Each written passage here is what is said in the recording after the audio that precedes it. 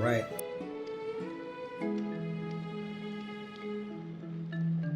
Hello, hello. We are back. Okay. Let's go. Getting right into main story is trying to catch up. We're really behind.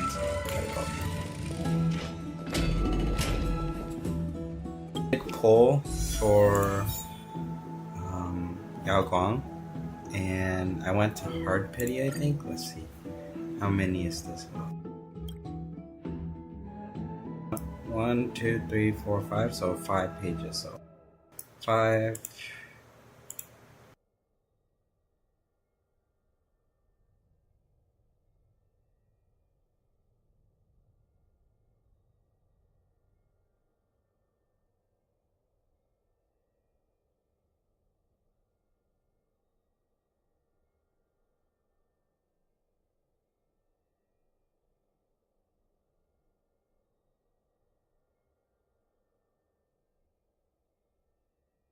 Damn, so many pulls. Holy shit.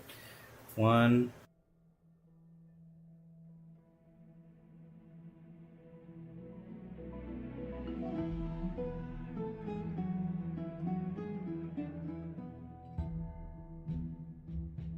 Damn, how many is that?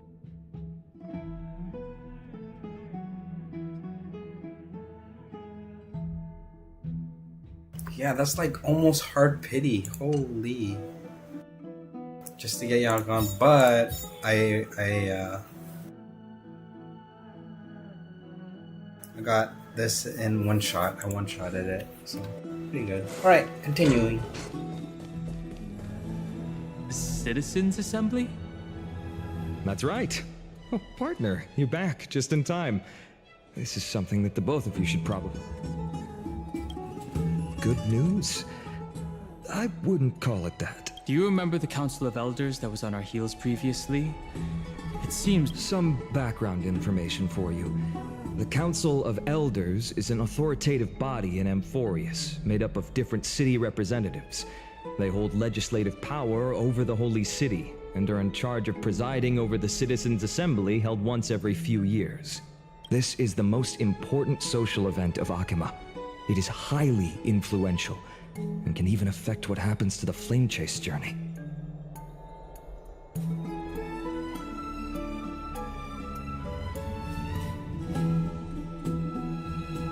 Every 5 to 10 years, the Council of Elders organizes a Citizens' Assembly at Dawncloud.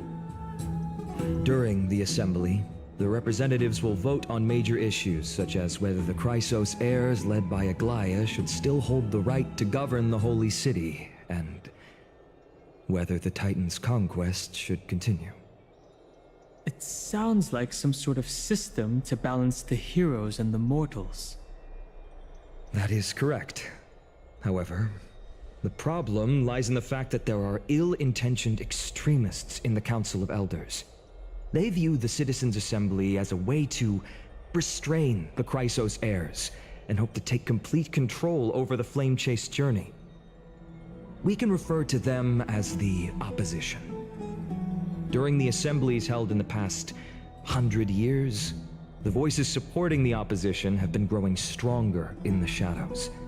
It's only thanks to Aglaya that the Flame Chase journey has been able to continue to this day. The Citizens' Assembly is just around the corner, but this time, there seems to be a new variable to the situation. It looks like you've realized it as well. I'm afraid that the Council of Elders might want to take advantage of Professor Anaxa. Aglaya will surely take back Circe's core flame. He has always been someone that is only concerned about his own research. I'm certain that he must want to escape from the monitoring of the Golden Thread and protect himself. If the Opposition were to offer an olive branch at this time... You suspect that he might betray the Flame Chase journey and defect toward the Council of Elders? Anaxa has never believed in the prophecy, so technically it cannot be considered a betrayal. However, he has taught many Chrysos heirs, and has long been considered an important ally of Akima.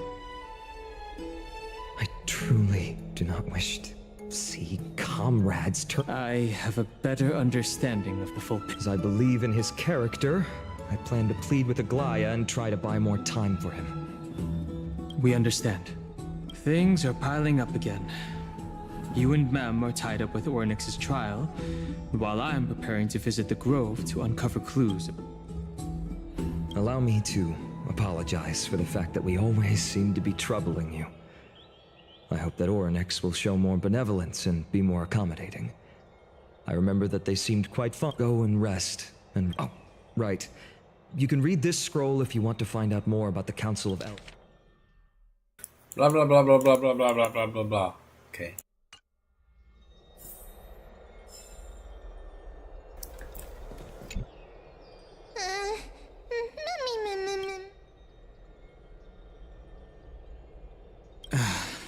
We've also unknowingly gotten used to sleeping with the midday sun shining brightly above our heads. Perhaps a new phase of our trailblazing expedition. There's still things you need to. Oh shit. It's almost time for the ritual.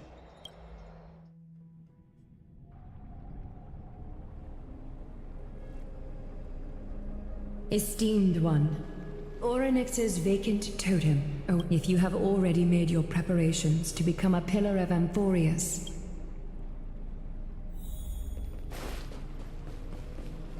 Little Grey, and your resolves cannot be questioned. We praise your pure selflessness and courage. Get ready to assume...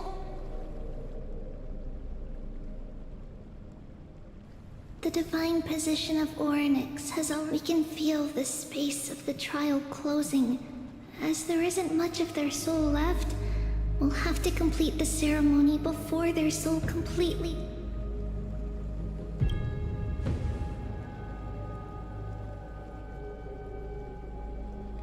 The eighth core flame coveted by the miracle that once belonged to the great Vale of Evernight, Ornyx. It shall now be returned by the two elected heroes of the Chrysosairs. A traveler who is upright and courageous, and a sacred beast that invokes miracles. Who? Mem. Both of you, please, come forward.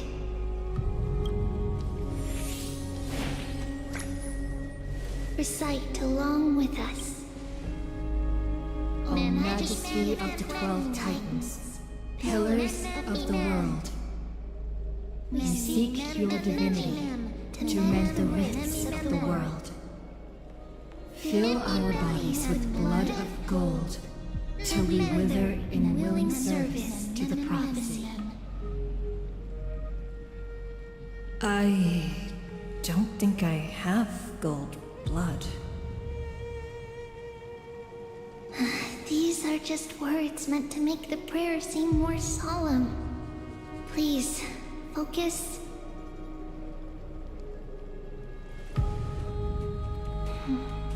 And surrender the core flame.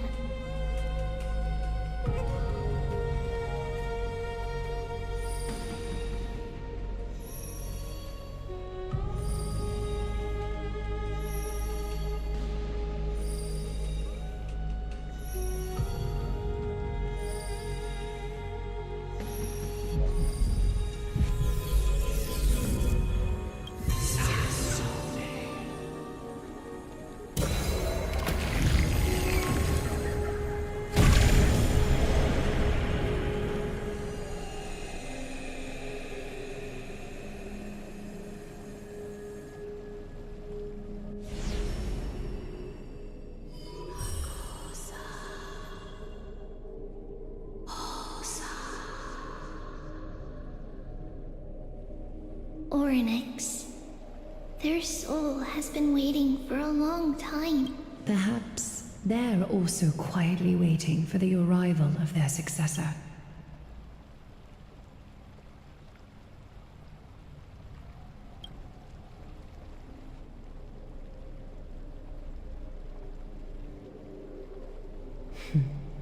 The last time I heard this,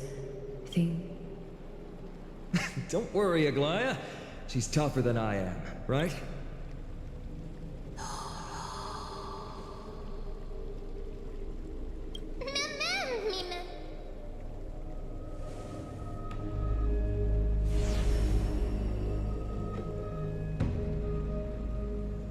Traveler from beyond the sky, let us pray that the Titan acknowledges your worthiness. Although she loves cracking jokes at inopportune times, her determination is as strong as the Chrysos heirs. She will definitely succeed. While she's away, I would like to have a chat with you, Aglaya.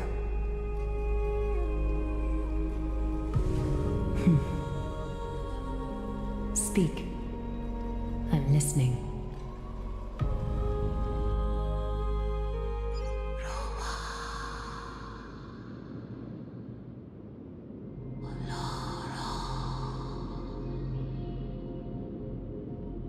Slap, slap! Wake up!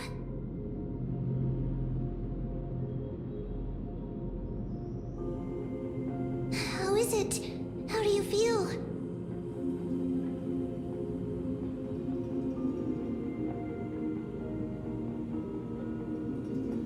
Right? I think that it's amazing too! Testing, testing, 1, 2, 3. Testing, testing, 1, 2, 3.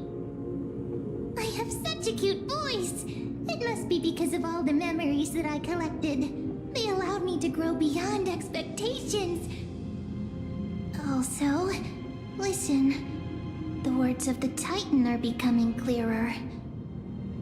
Mother...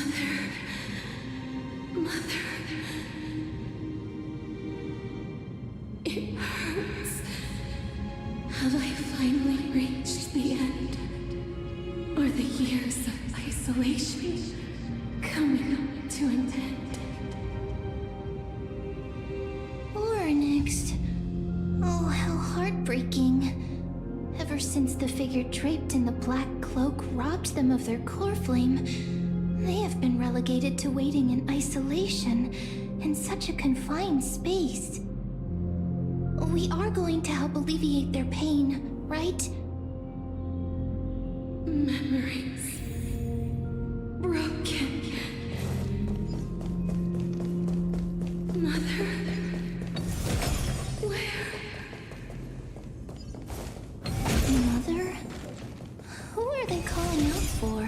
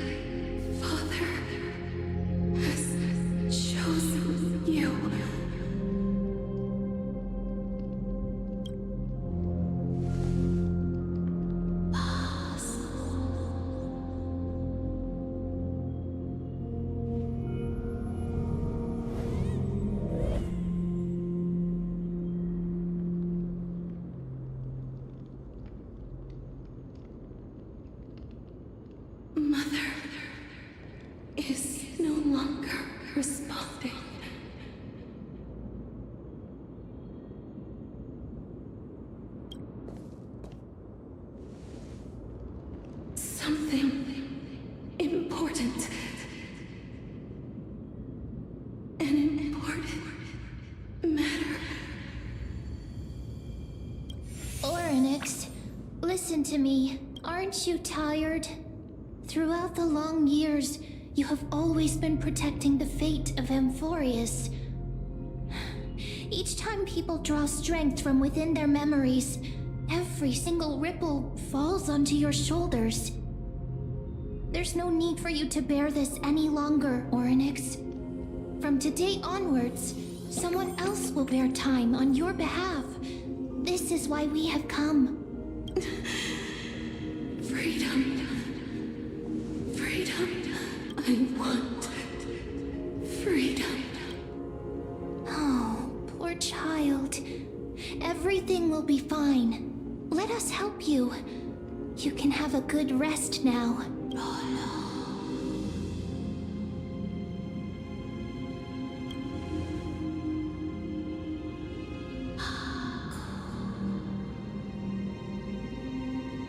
You have potential, strength, willpower, powerful, and tenacious. But you lack something. Just one thing. Lacking something. What is it?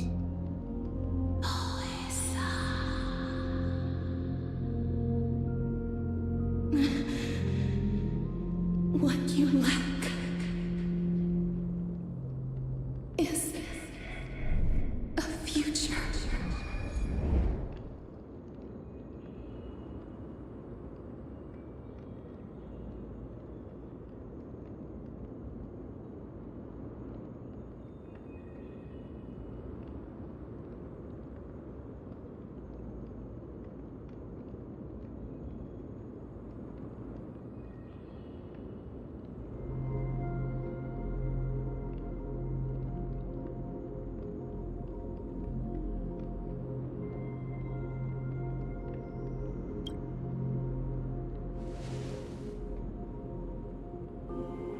Future?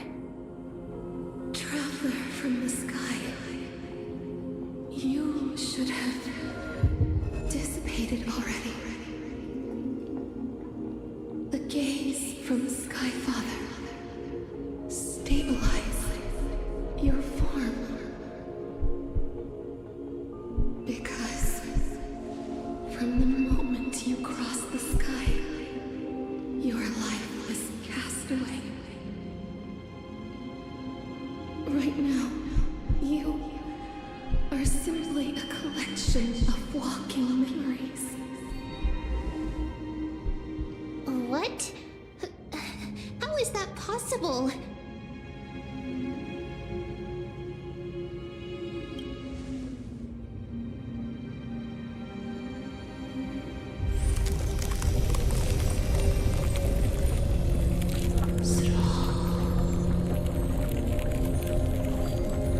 The space is collapsing. Someone must inherit the authority of time. If the pillar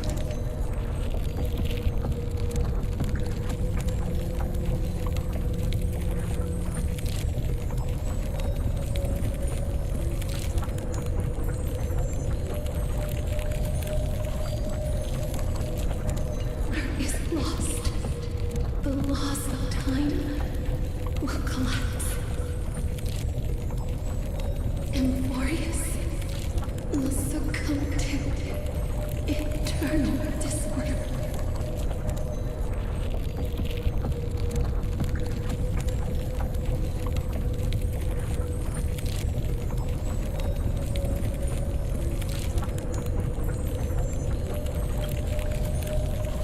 Time never compromises, never bears grudges, never forgives, never makes a choice. Child of humanity, titans,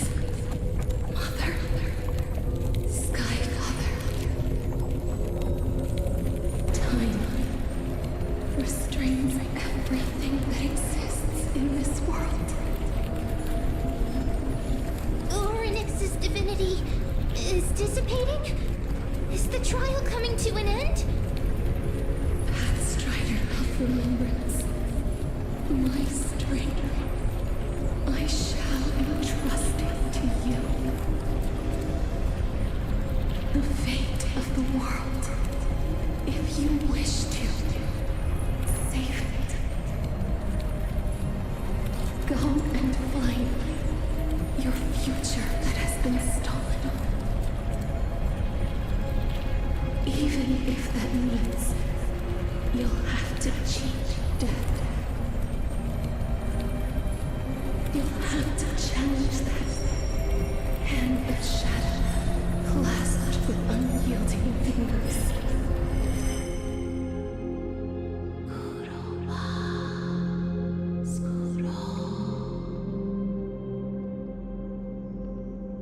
Huh? No. Why? Hello? Am I dropping frames or something? No, it's the game. Please. No, my immersion. No.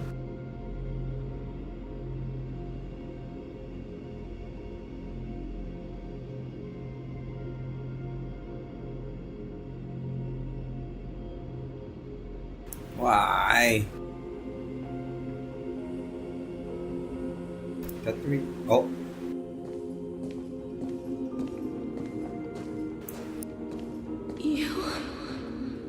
It's you. Skyfather Mother is calling for you.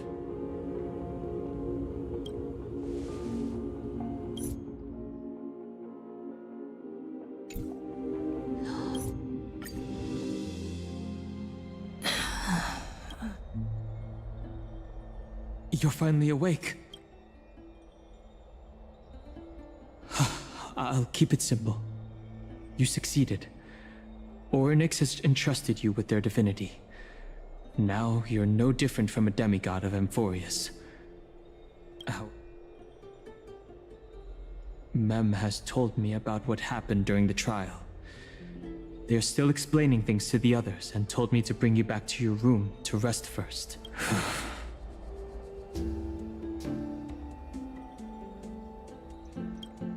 There's something that when we landed on Amphorius, our car was pierced by Nikodor's lance. Do you remember? Back in the ruins of the Abyss, this is what I said. You passed out when our car got hit. I blacked out too, but not before dragging you out. It's a good thing we were in the car, or we would have been crushed to pieces. Actually, my account kind of made light of the situation. What actually happened was much more complicated. You were severely injured back then, with several wounds still bleeding profusely. I struggled to carry you out and used the last of my strength to stem the bleeding. But then, I was also hit by a falling rock and lost consciousness. The last time I checked, you still weren't breathing. But when I regained consciousness, I saw that you were alive and full of energy. So I never brought this up again.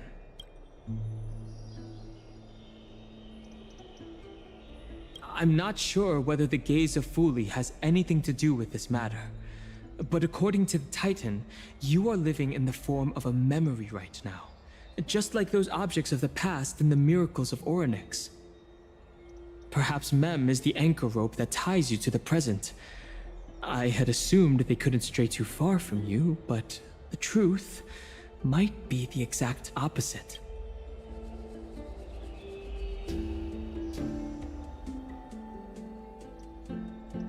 For a while, I also thought that the Stellaron was your life support system. But it seems like this hypothesis has been disproven. It's not time for us to despair yet. There must be a way to save you. Orynyx mentioned finding your stolen future and cheating death. Considering Mighty's indestructible body, it seems to suggest that there is some kind of miraculous power in Amphorius that can even reverse death. The key seems to lie with the Hand of Shadow, whose whereabouts are unknown. Hey, I heard you two talking about Thanatos. Cass is also very concerned about the warning. She has left the vortex and returned to the garden. Shall we go and look for her? She can talk! Thanatos is the titan that Cass has always been looking for. Regardless of whether there are any can clues, talk. there's probably She no one can else talk. that understands death better than her. Let's do that then. Oh, right.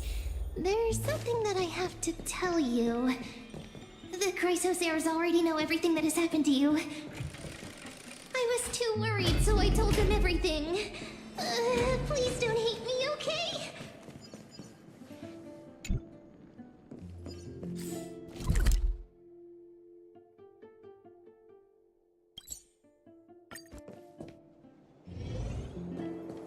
We'll do all the side quests later. Focus main story. Miss, I'm right here.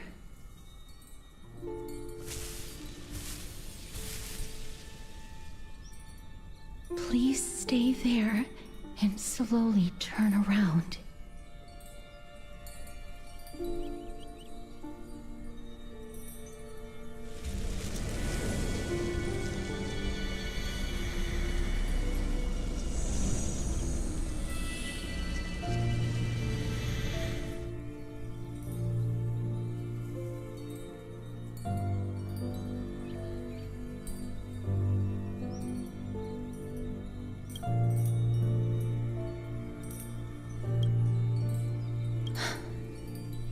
Please pardon me.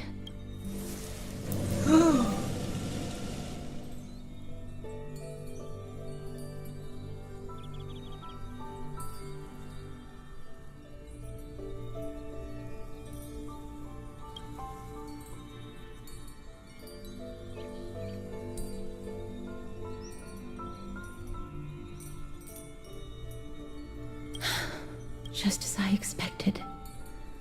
I cannot feel anything.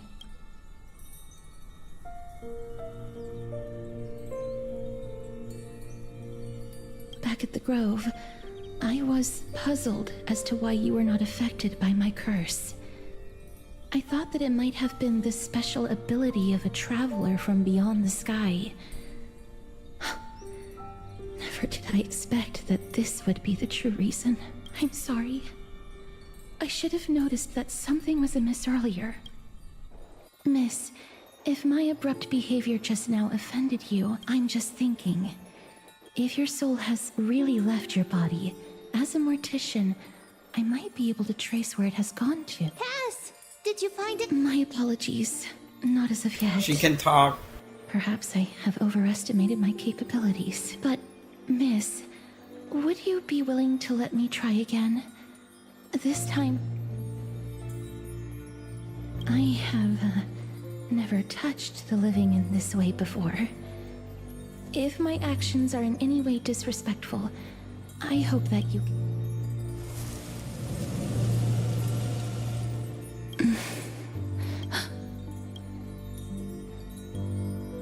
I seem to have caught a glimpse of something. Your soul is currently, but perhaps it might not be a bad thing. If your soul is still wandering around, it means that we still have time. We have a chance to find it before the fingers of Thanatos sweep every clues. Just a few more. The connection has been severed. With my strength, I'm not able to trace it. It was me. I was a little too hasty. Don't worry, miss. Although we currently have no leads, I will do my best to search for the whereabouts of Thanatos, bring back their core flame, and personally return to you the life that you have lost to... I know that I'm lacking in confidence, but I hope that you can keep this promise of mine in mind. Before I manage to deliver on this promise, please do your best to hang on. Amphorius needs you.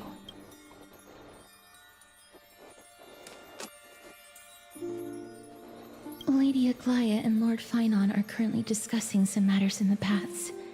They're worried about you too. If possible, please go there and let them know that you're well. Although, I don't actually know whether your current situation can be described as well. Also, please accept this Styxian fable. Reading can help one to focus and relax. Thank you.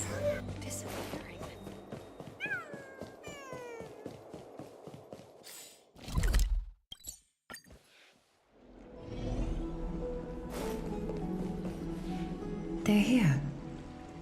That partner! Hyacinth said you definitely wake up. How do you feel?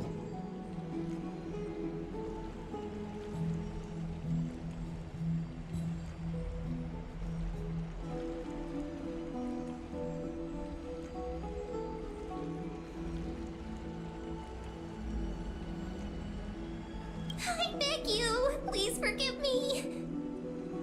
You've completed the trial of time. And I have to admit that the process went better than I expected. Even in the end, that Titan's heart still showed a soft spot for humankind. However, I never expected that. Two people who have cheated death would appear in Akima at the same time. That's what we have been talking about. Mighty has been in Akima for such a long time, but has no one thought to study his indestructible body? If there were even any minor breakthroughs, we wouldn't be as clueless as we are right now. Many have had this idea, but so far, there have been no results. If it were successful, Thanatos wouldn't have disappeared without a trace. Nevertheless, now is not the time for us to give up. At the very least, we can still see a glimmer of hope. Cypher. If anyone in this world knows the whereabouts of death, it would be her. I'll try and get her to return to Akima, but do be prepared for a less than ideal outcome. Please understand that throughout the history of Amphorius, no one has ever managed to escape the clutches of death. At the end of time, Thanatos silently awaits all. It is my duty. But before... What's wrong, Aglaya? Omens always come in pairs. It's Anaxagoras. He has initiated In the end. I earnestly hope that your assessment of him is accurate. Otherwise...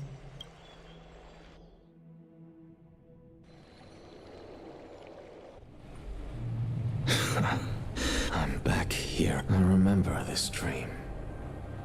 This realm is covered in a silk-like fog, and the land is barren and harsh. The crowd of travelers leaves tracks. Hey! Excuse me! What is this place? Where in Amphorius are we? The mutters of the traveler are in a language I'm unable to comprehend. Or perhaps they're just distracted and ignored by— Tell me, which Titan reigns over this land? And how do I find them? Hand of Shadow. Hand of Shadow. Could this— Not. Then where is this? River of Souls? The outskirts of the Netherrealm? Are you heading downstream toward the— The Netherrealm. Nothing but an illusion. Titan rejects you. Me. Listen. What? The traveler lifts their wrinkled fingers and remains silent. I look in the direction they are pointing and listen closely. There. A massive shadow brought the sound of I can hear it. I hear it deep within the tides, beyond the closed gates of the void world. A voice about to recount something. Child of humanity, is it death's embrace you yearn for with such urgency? Oh, you have awoken. Welcome back to the mortal realm. Your consciousness is dissipating much faster than I expected. Ultimately, it seems like the Titan's core flame is incompatible with a mortal body. How much longer can my consciousness remain in the mortal realm? In my estimation, at best, you'll see 15 more entry hours. 15 days and nights. What is it? Are you finally starting to become attached to the mortal world now? On the contrary, 15 days feels a little too long for solving a singular problem. Stop giggling. It's time for us to go. The messenger from the Council of Elders is on. Let me ask you one more question. Are you really planning to betray Aglaya's will? What betrayal is there to speak of when I was never loyal to her to begin with? What about that white-haired student of yours? Acting so recklessly, do you not care about what might happen to him? There will be a price to pay for blind faith. This is also a lesson for Finan. You truly are a strict teacher. Of course. This is how I've always been.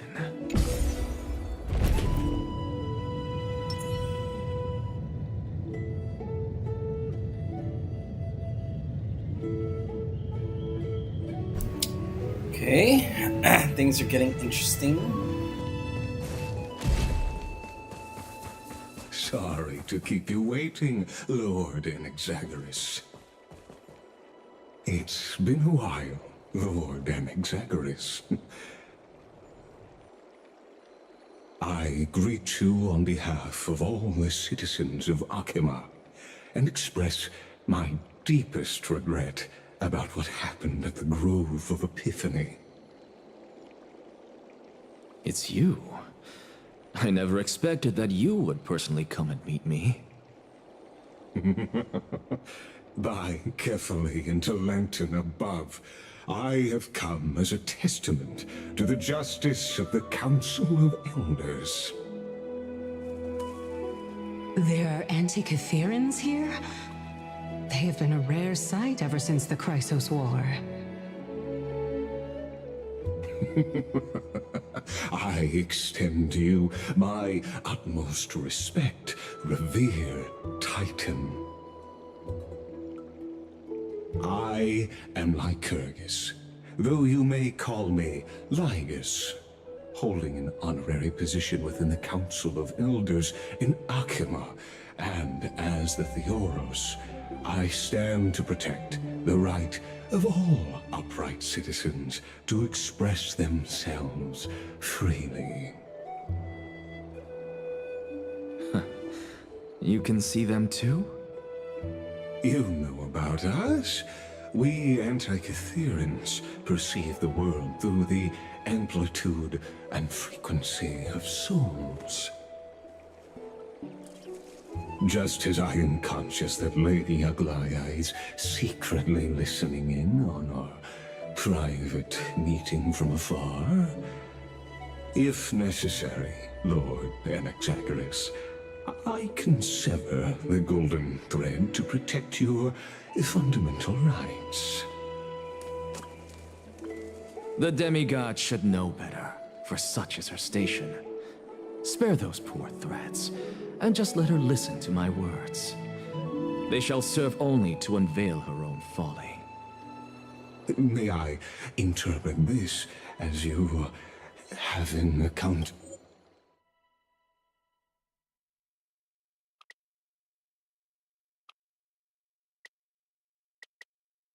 To measure? I need not any plan, because she can do nothing other than petty espionage. As the Citizens' Assembly approaches, and with Orynyx's fall, any attempt to capture the core flame within me will only usher chaos and calamity. A truth she undoubtedly comprehends. While I, Anaxagoras, serving as the Grove's special envoy to Akima's Citizens' Assembly, have long known the extent of your abilities. Let's forego the formality of asserting authority, Lord Lygus. Lead the way. Very well. Surely Lady Kindness would appreciate such assertiveness in an ally. She's been waiting for... Is there something... Nothing, really. It's just a question that I contemplate every time before I ascend to Dawn Cloud. For the Titans, does the falling equate to death? Ah, a pondering truly deep. Time is on our side. Do you mind sharing your reflections with me? While all living beings must ultimately face their demise, Kefali has yet to meet theirs. Their journey continues unhurriedly along this long path. Are you suggesting that Kefali may not have truly passed? Yes. For dying implies an ongoing process, an action, whereas death signifies a static state, a definitive termination. In contrast to mortals, Titans exist on a grander scale of space and time, thus elongating their passage into death. The notion of their fall is but a misinterpretation born of mortal ignorance. Ah, an intriguing concept, albeit challenging to substantiate. After all, Kefali has maintained a profound silence ever since the era Arasa, while scholars and priests alike have conveyed the message of the gods' imminent fall. Perhaps the gods in their arrogance deemed it beneath them to reveal their perspectives to mortals. Could you elaborate on your statement? Circes, the kin of the Sky Father as recounted in myths, now resides within my brain. Were I to inquire, Kefali would have no cause to refuse. Oh. That very well could be true. But what if the world-bearing Titan still chooses to remain silent? In that case, the myths crafted by the people of Amphorius are nothing more than pitiful jests. It's worth a try. I believe, and I'd love to witness the fruits of your theory and the change it may bring to this imperiled world.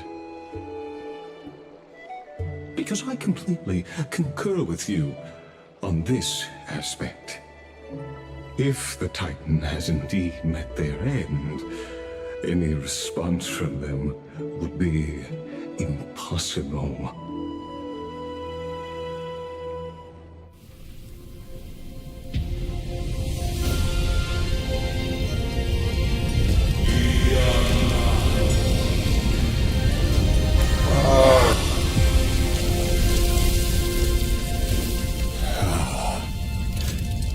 Please, Professor.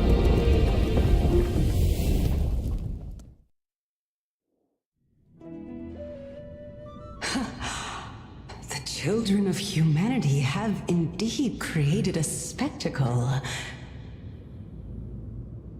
Welcome to Dawn Cloud.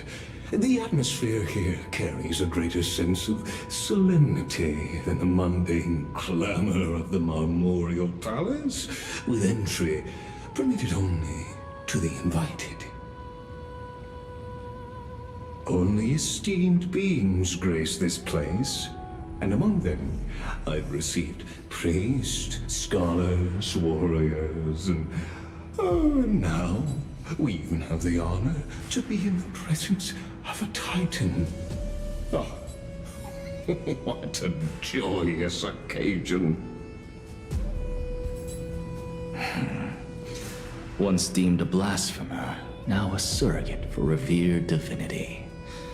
The honor should rightfully be mine, shouldn't it? I'll notify Kindness and the others of your arrival. Kindly wait for a moment. A soldier will be here to guide you shortly. In the meanwhile, you're welcome to explore the vicinity, but kindly remain within the guard's view. Delaying the crucial meeting is something none of us wish to see, I presume. I'm well aware of Kindness's methods. There's no need to emphasize that. As you wish. Your cooperation is much appreciated.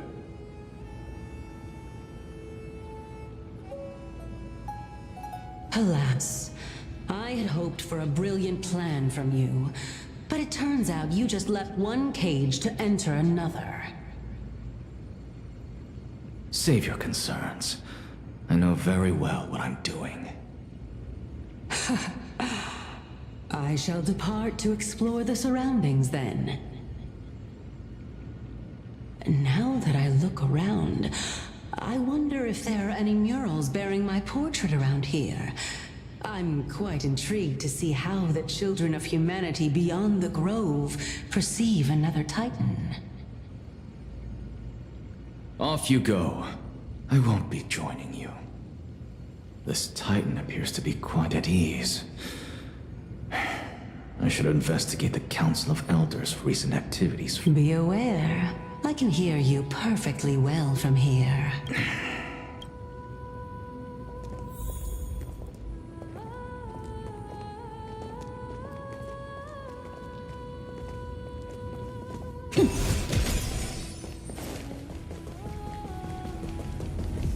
Pretty awesome.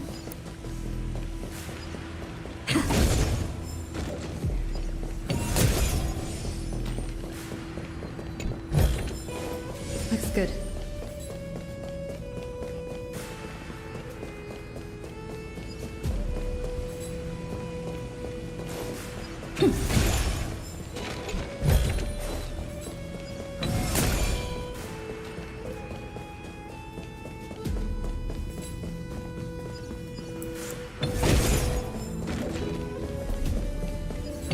Professor Anaxa! Over here!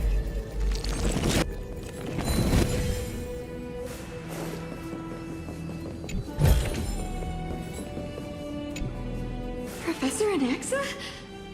Word has it that the scholars of the Grove valiantly perished resisting the Black Tide.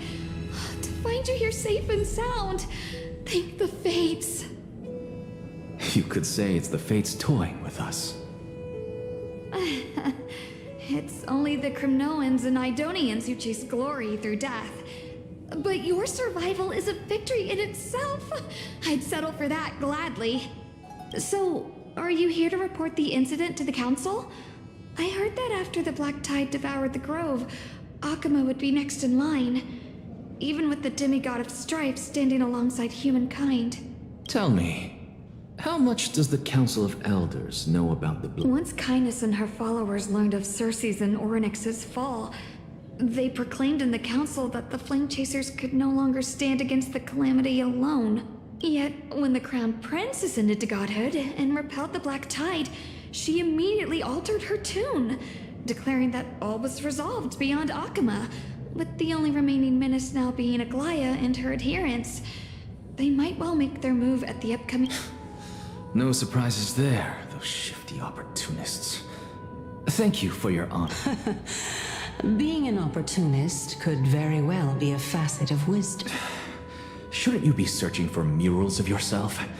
I've had enough of your prattling. I was really curious to see how you would find the middle ground between both factions. So I came to listen in. But it seems as though this Kindness is much more ruthless than Aglaya. If so, why do you want to work with her?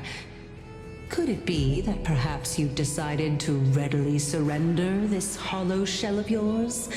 Just because you feel like death is fast approaching? I'm afraid you'll be sorely disappointed if that's what you truly think.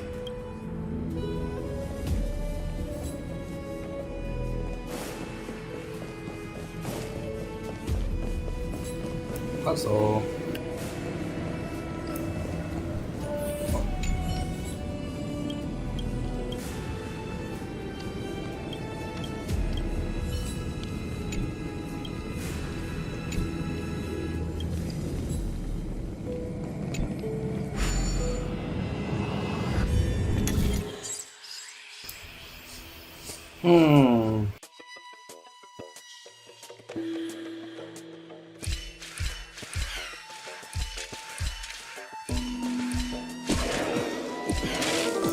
Okay.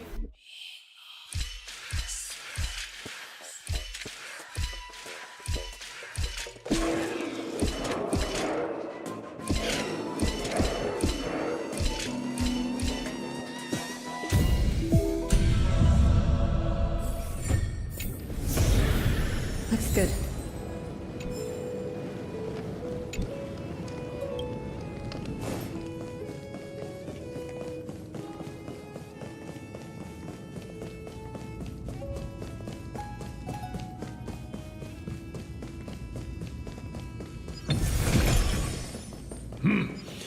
Even blasphemous scholars can come here, it seems. Looks like my presence here is quite unwelcome.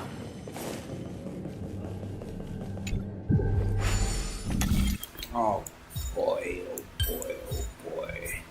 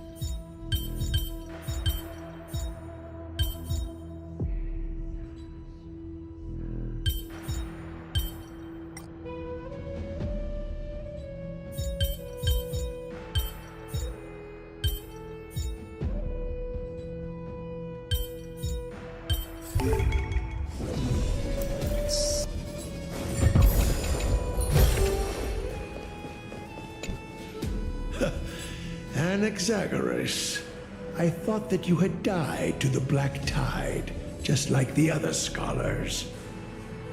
As Kephale's priest, are you not aware of the decorum of respecting the dead? Surely you jest. You blasphemous heretics are not worthy of respect from the Supreme Being.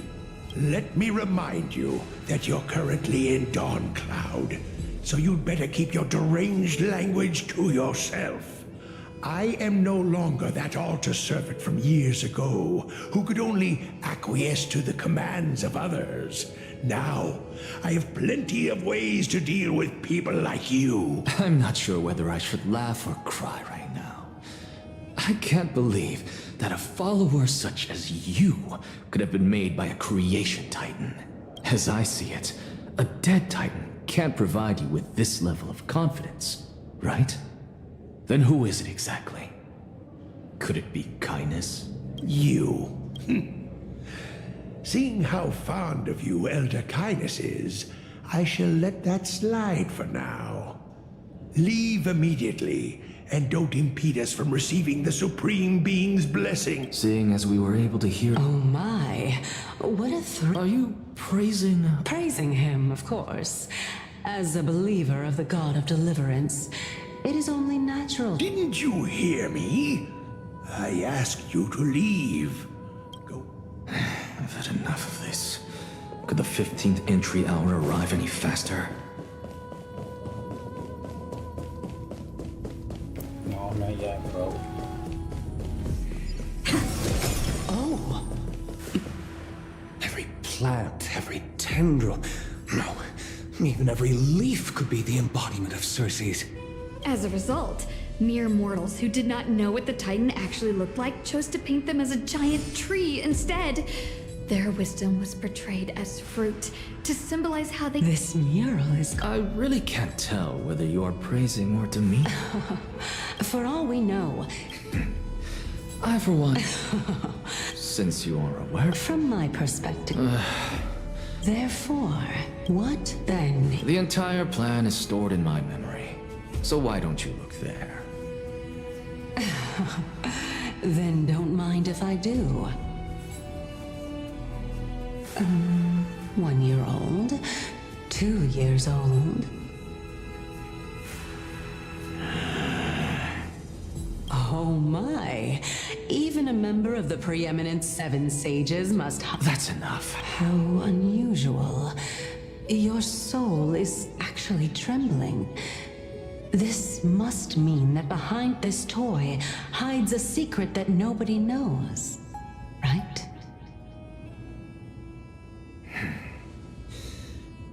Since our days are both numbered, I don't mind telling you more about it. This is a present that my sister gave to me. It's a doll that was made to look like a... So there are... Don't you just love to pick... It won't take long. You'll just... When I was young... This...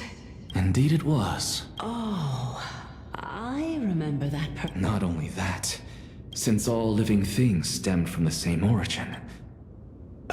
An axe? But this is absolute blasphemy. Regardless of how much freedom the Grove provides, such an act could cause you to be burned at the pyre. Your beloved, where is she now? Send her away from the Grove at once, to a place where nobody will ever be able to find her. Otherwise, the both of us will be judged by the Council of the Seven Sages. Calm down, teacher. My sister, she's still not in the mortal realm, even to this day. It was naive of me to think that I could snatch the deceased from Thanatos' grip by merely sacrificing one eye. Equivalent exchange. All I received for that price was but an opportunity to see her for one final time.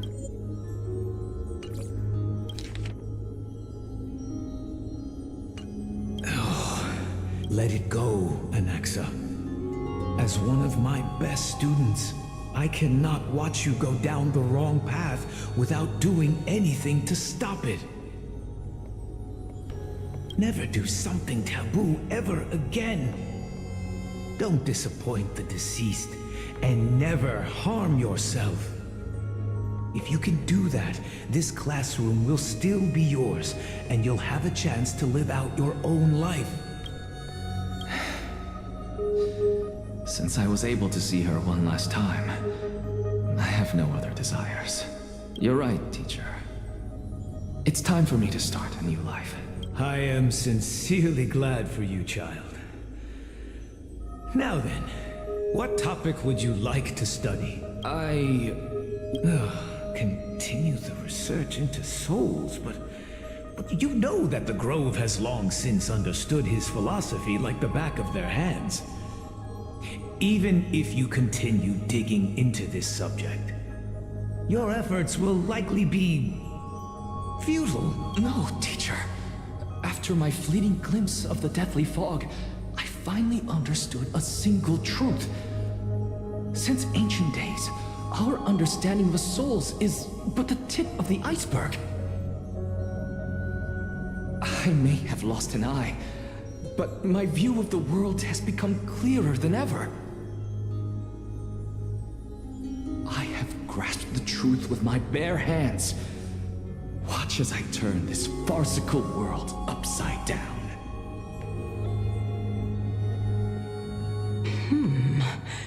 Who would have thought such a secret lay concealed beneath that hefty eye patch of yours?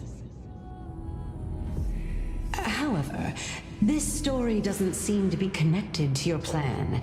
In fact, I'd say that they aren't... The answer lies within the tale. If even you cannot understand it, perhaps you should relinquish the divinity of reason to me. After all, it'd be a waste for you to hold on to it. My story ends here. Now it's time for you to tell me your secret. After all, this is what equivalent exchange means. As expected, you laid a trap for me to step. Unfortunately, Even if I was willing to talk about my past, I may not know more about it than... Oh? Are you saying that the renowned Reason Titan is now admitting a lack of wisdom? Your followers are going to be sorely disappointed by this. Child of humanity, remember this. Being cognizant of one's ignorance is the greatest wisdom of all. Now I understand. No wonder you asked me to answer your random, nonsensical questions. Not only that, you're the only one who can shed light on my query. As the saying goes, onlookers see most clearly. Lord Anaxa. I saw you muttering to yourself and was wondering whether you were caught in a delirium of reflective thought. I'm sorry to interrupt you, but time is of the essence. I have a message from Lord Lygus. Lady Kindness has met up with the Council of Elders and is awaiting your arrival. Carefully. The one who created the world, and the one who bears the world. If you truly have not met your end... I didn't expect you to agree to Lady Kindness's invitation. What a wonderful turn of events. To tell you the truth, there are many people who hold... Isn't that the dromas draped in finery? Avoid his gaze.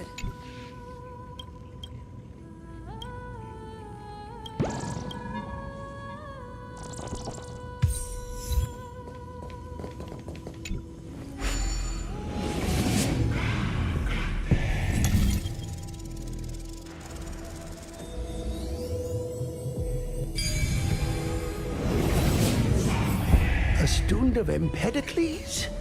I hear that his views run counter to the Venerationists. This is what being a scholar is about. A collision of ideas only occurs when there are differences in beliefs, and it is such collisions that lead to progress. Yet, in my view, there are only right and wrong perspectives, neither of which can... Lord Lygus and Lady Kindness are just ahead. I'll take my leave for now.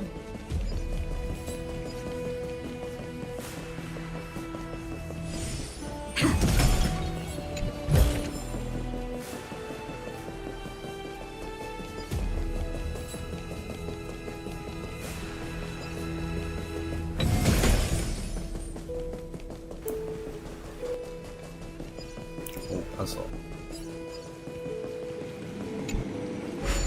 I hate these puzzles. Uses my brain, man.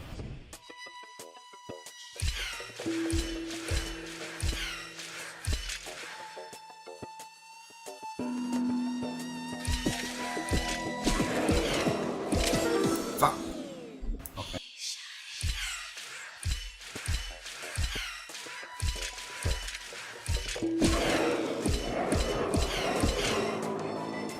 Fuck.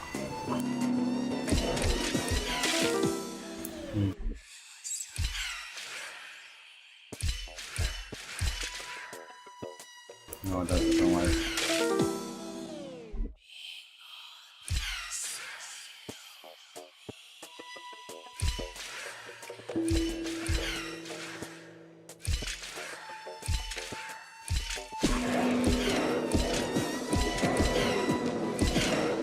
What? BS.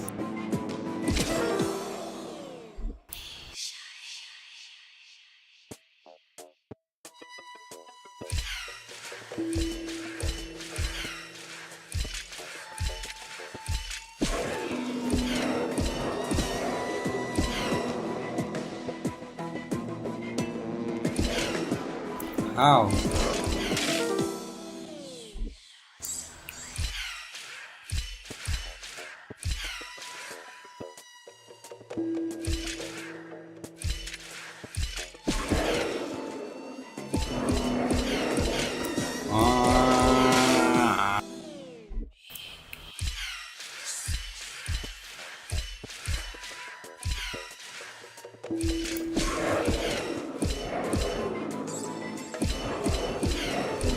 No.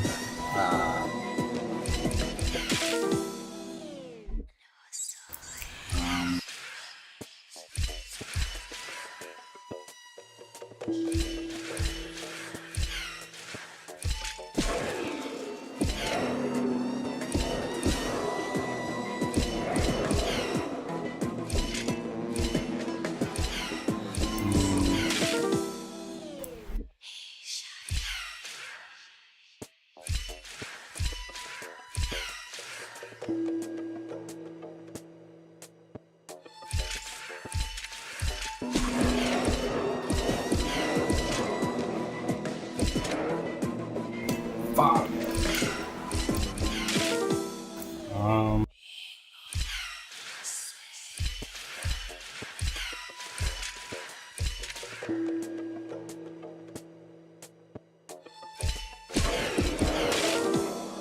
Let's see.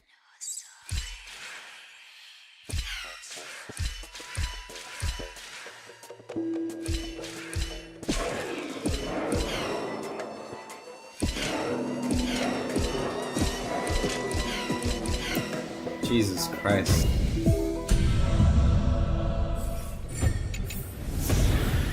Is that all?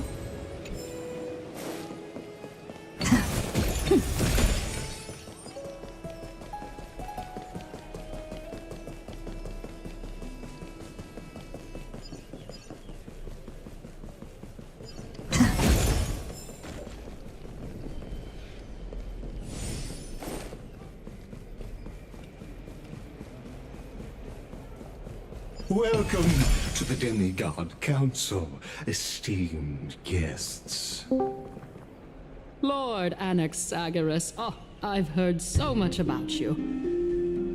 Head of the Nusporists of the Grove of Epiphany, notorious blasphemer, a Chrysos heir who bears Circe's core flame, a survivor of the Grove calamity. Did I miss anything? Well, if so, please be so kind as to enlighten me. Since Lady Kindness is already well acquainted with me, I won't waste any effort introducing myself again. But then again, perhaps the customs are different here.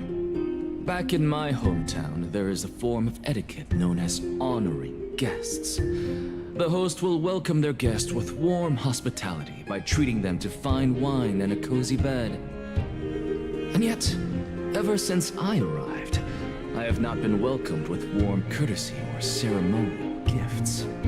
Instead, I am met with intense scrutiny.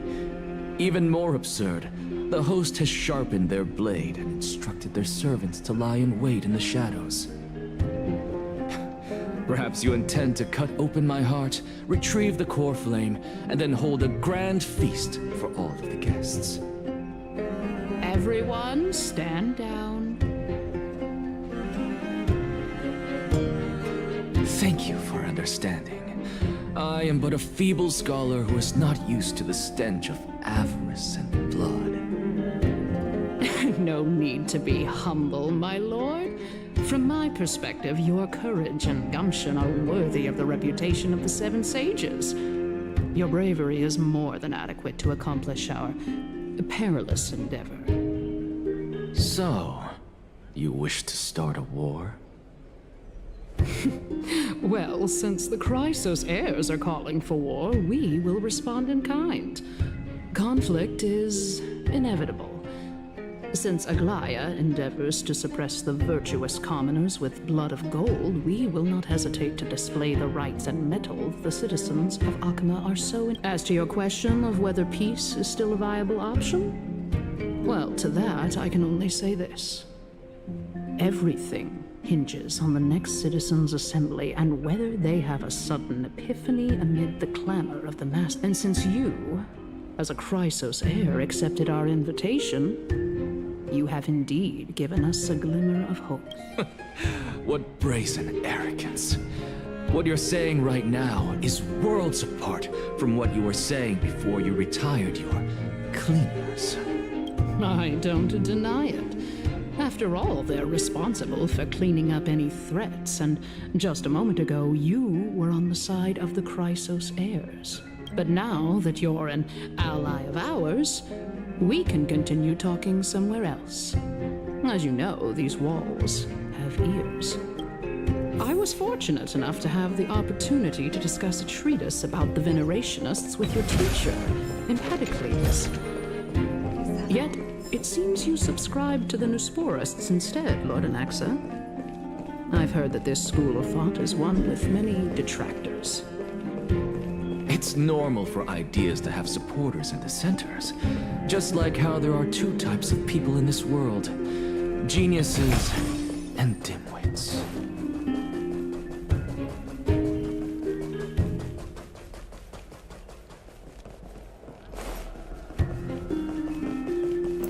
Do all these first.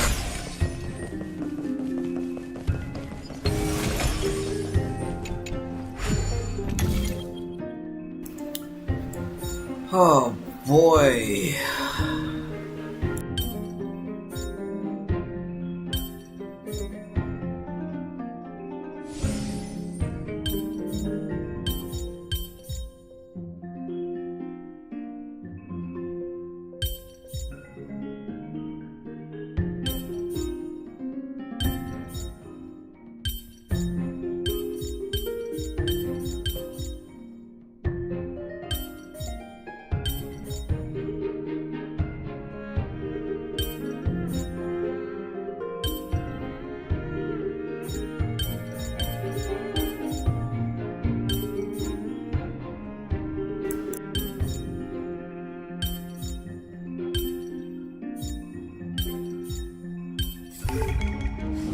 So that's how it works.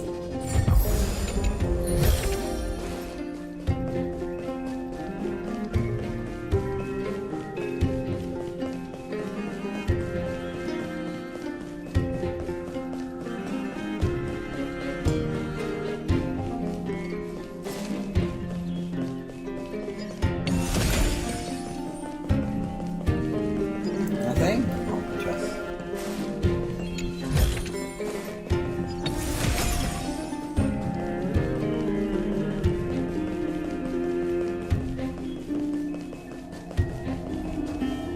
Welcome back to the hub of the Demigod Council, Lord Anaxagoras. Surely you remember that countless eloquent orators have stood in this spot before and emerged victorious by stoking public sentiment with their words. And yet there have also been innumerable blasphemous philosophers who set themselves up for failure because they refused to defend their actions. This tiny stage is the most profound embodiment of Akama in centuries. In 15 days, this site shall also become the most important, as well as the final turning point in Akama's history.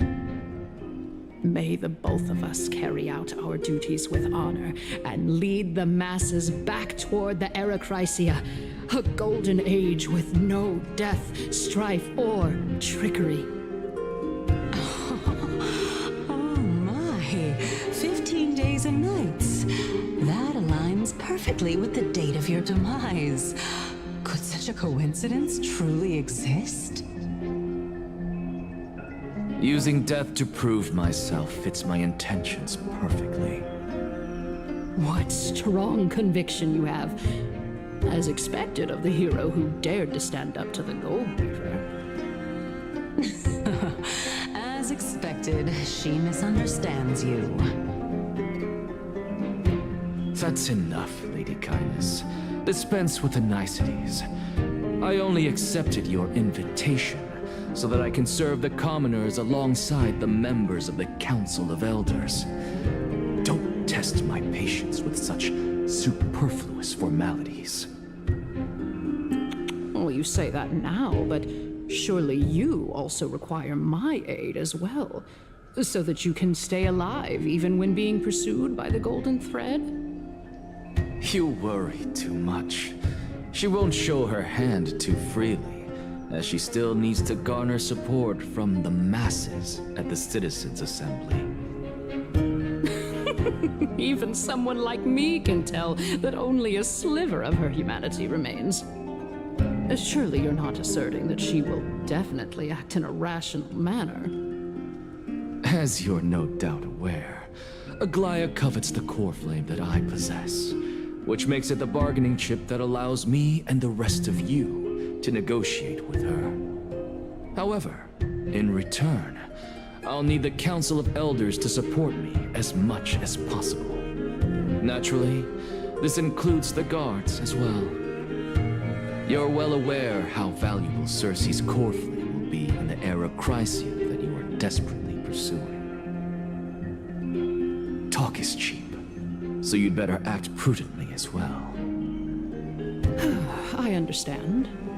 After all, this battle of wits is just a means for each party to acquire what they need. As long as your request is reasonable, the Council of Elders never shortchanges its allies. Since we're both intent on mutual cooperation, let's not mince words and just speak plainly to each other. Let us decide how much we can secure for ourselves and how much we're willing to sacrifice like true philosophers, with our words and wisdom.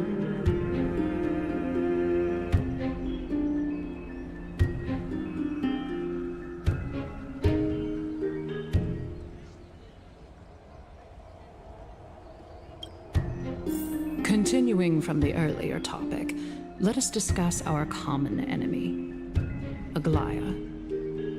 She is the second most experienced Chrysos heir across the whole of Akama, who has gradually lost her humanity to the ravages of time and the ablation of the core flame. A formidable opponent indeed. Admittedly, there is ample reason for her to take your life. Yet your previous reasoning is quite sound. As a seasoned political animal, it's unclear whether she will actually cross that irreversible boundary. Moreover, she still needs you alive so that the Titan's trial can be completed. Is there anyone present who can swear by the sacred vow of Kefali and guarantee that you weren't in league with that woman before coming here? Are you just trying to pull the wool over our eyes and aid her in her savagery?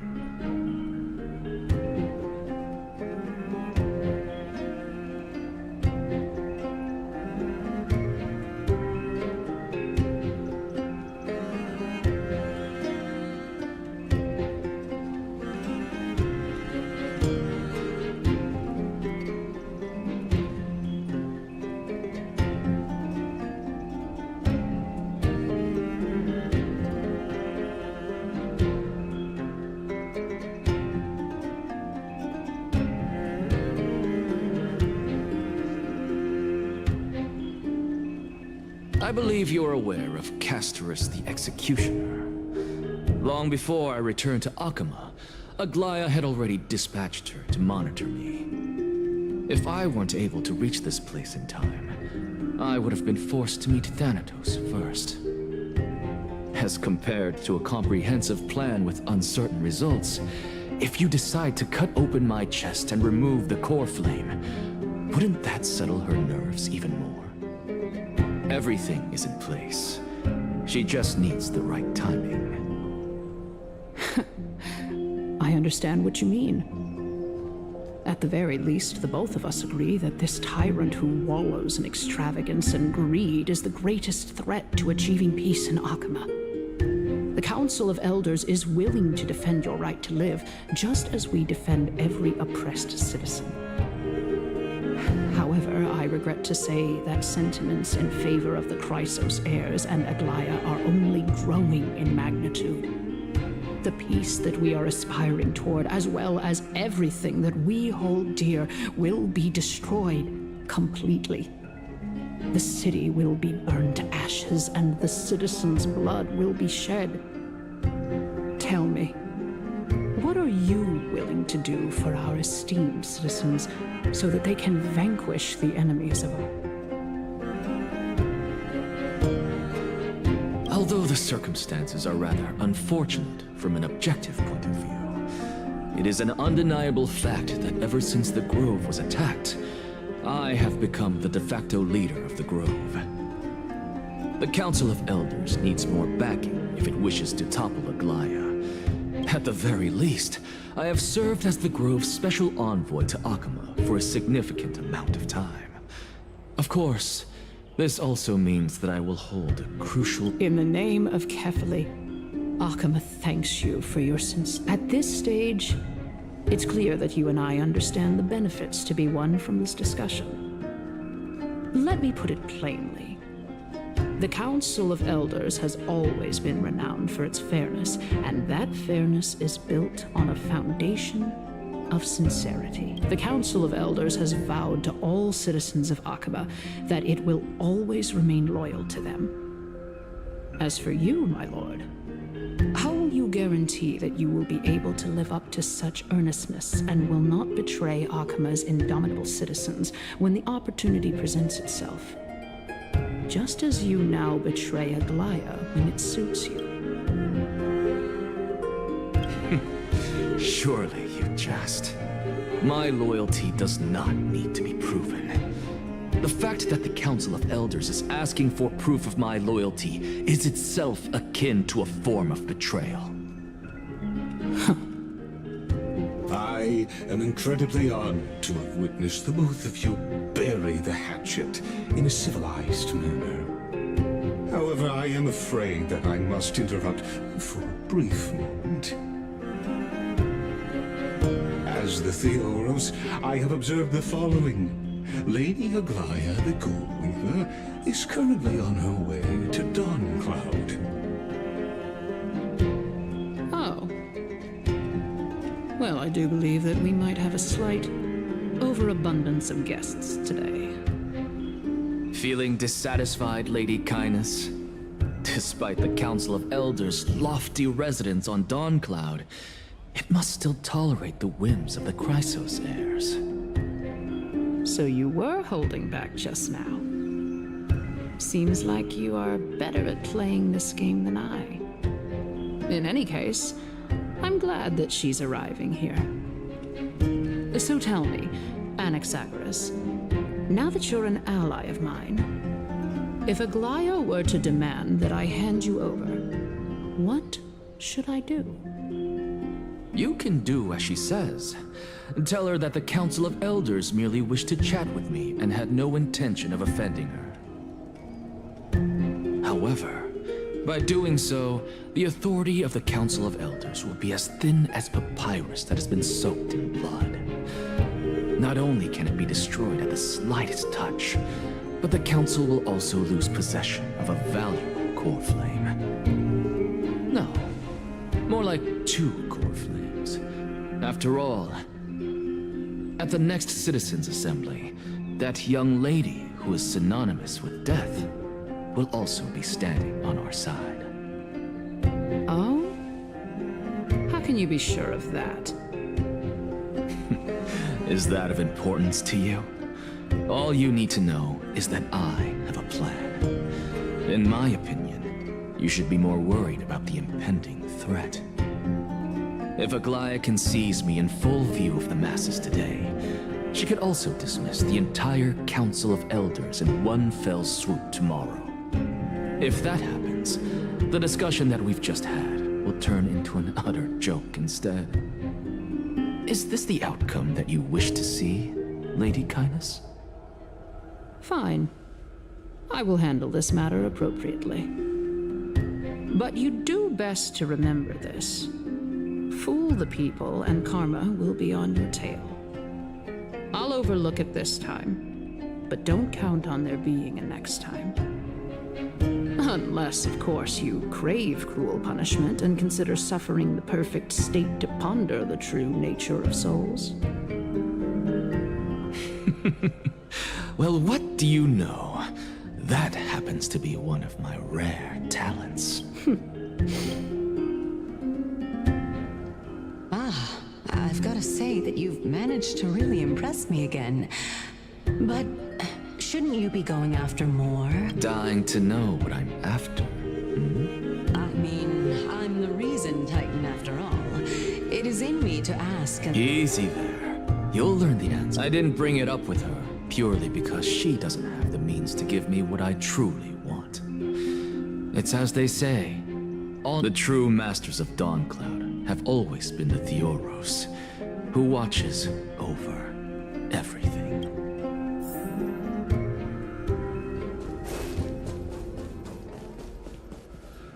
unexpected visitor.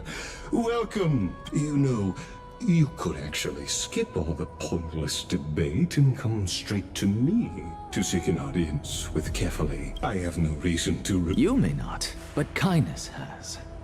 Whoever gets hold of Kefali's core flame will get to rule. She's wary of me, so naturally I had to gain her trust.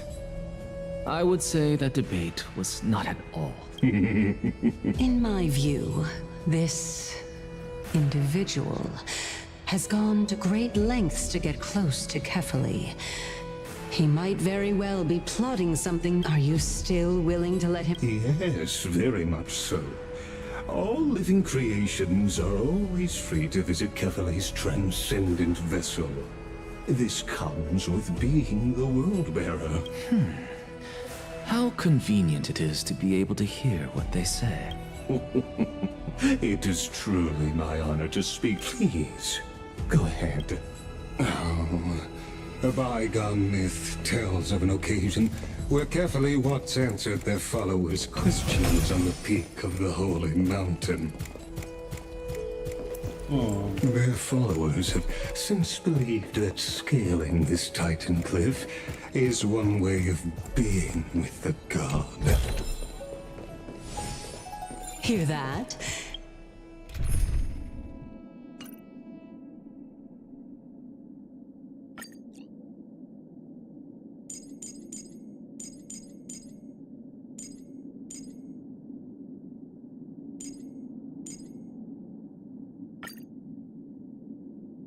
It's not every day that you get to climb a mountain with Circes.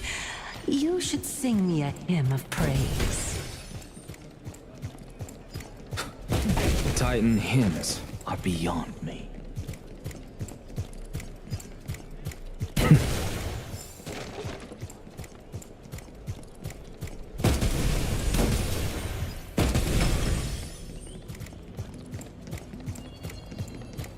No, just take this Yanis shortcut and the long pilgrimage. I have to admit, because I believe Kefali will not deprive you of your right to ask your question, especially now that you're on the brink of death.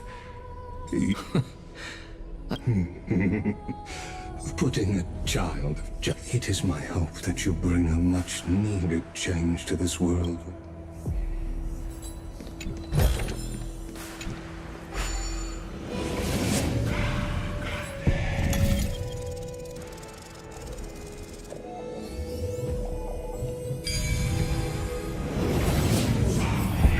Honestly, this is my first time going up to Dawn Cloud's peak.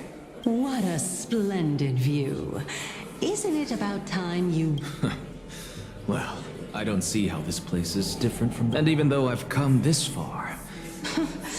I must be getting ahead of myself. Oh? Haven't you been in my head for some time now?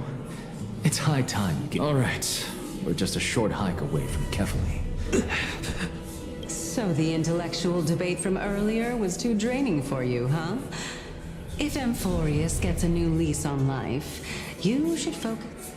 Save your concern. The Titan is in sight. Why? I know how far I can go. Fine then. I guess I won't say any more.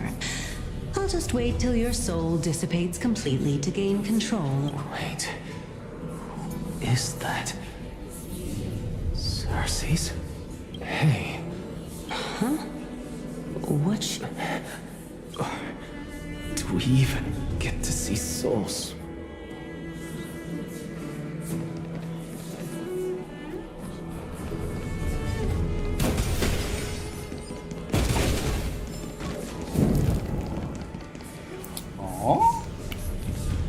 Oh? Why didn't you bring your favorite spear with you on this trip, Nias? Nias? I know. It's on. The Black Tide destroyed every last... How could that be even a creation of Georios? From their prized ores and molten... Hey, Circes. Nias? No, not that I remember. I just saw him. Nias. Oh. No, I have no...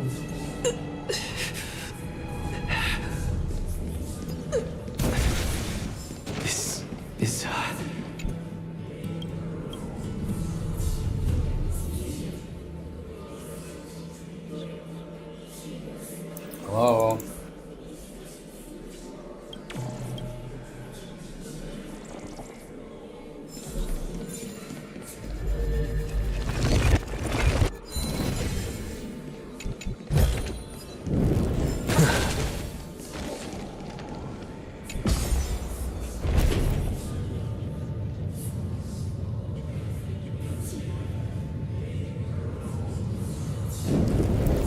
No.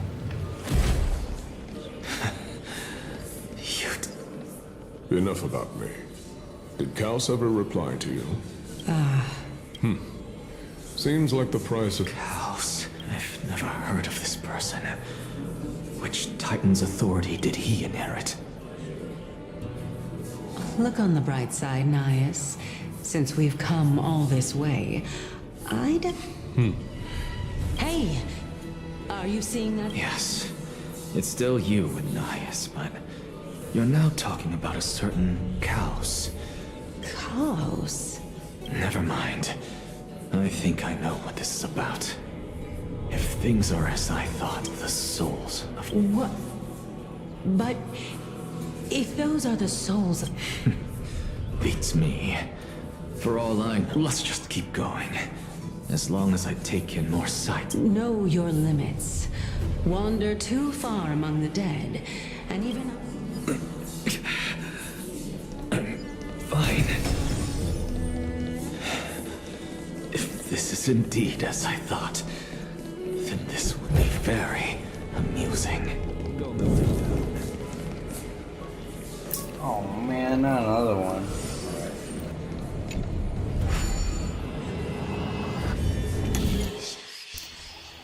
Oh.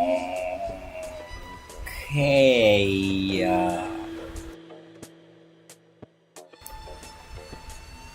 One, two.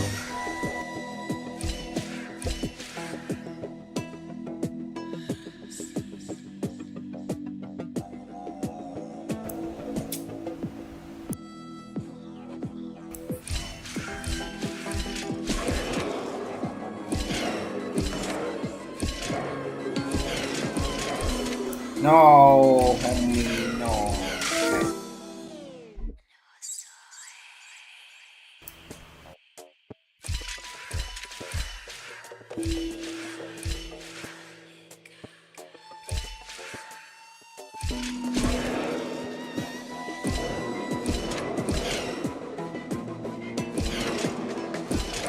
No.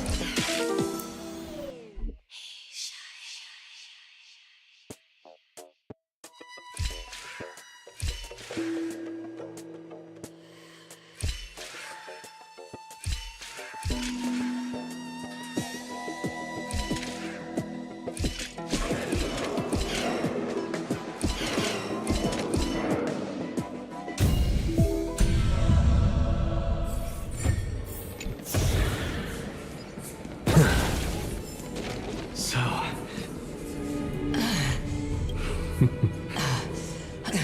If I knew we... I guess this also counts as one aspect of the world that... Keep your sarcasm. I would sooner throw myself off this cliff. I am Calypso of the eminent Seven Sages, after all. Training would make me no different. Calypso? She's one of the Seven Sages. No, she can't be. I would know her name if she really... Hey, Circes. Does the name Calypso ring... Gone. Doesn't matter. I can do this myself. Looks like I'm... Oh, beautiful old world. Where are you now? Oh, legendary era Chrysia. Return to the mortal realm. Holy. Splendid gods once walked the paths we walk. Alas, all that's left of that warmth is a hazy mirage. Why are you chanting that too?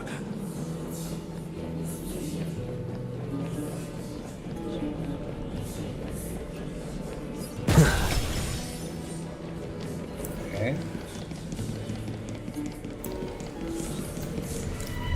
Like moment time? We're here. Finally. So, I don't get to ask the Titan my question. But all of you make for a pleasant surprise. Oh, very well then. Let me... Did I... So... I'm back here again. hear it. I hear it from the depths of the tides, behind the closed doors of the void world. This time, the voice... Since we've come this far, let's just...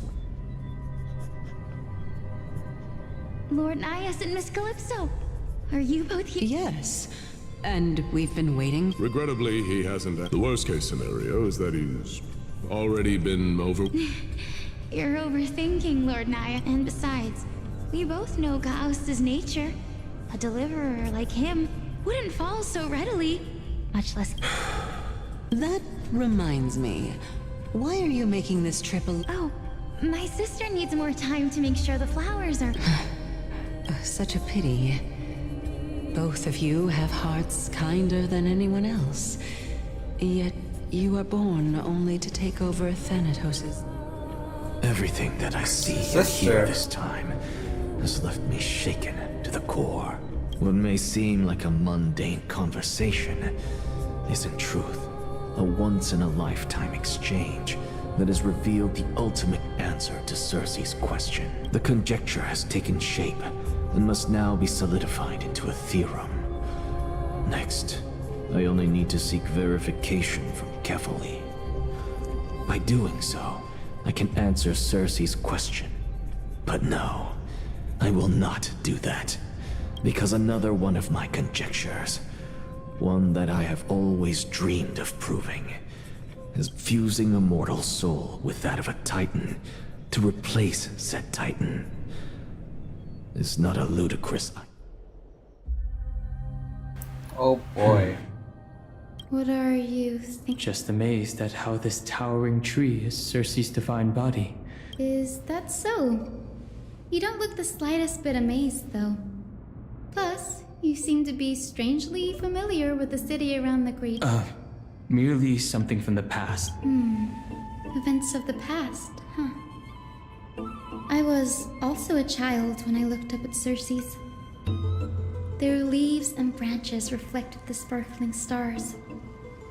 And their trunk was... I stood at this very spot back then, imagining the day when I could climb to the top of this tree. Because I would be the closest I can... You're a sky priest, yet you study at a place that is home to the Reason Titan. Don't read too much into it. I mean, can mortals even hope to reach Aquila's realm? They're a strict and draconian god. Nothing like Cersei's. Reason is willing to share what is theirs with others, but Sky? You get what I'm saying, right, Denny?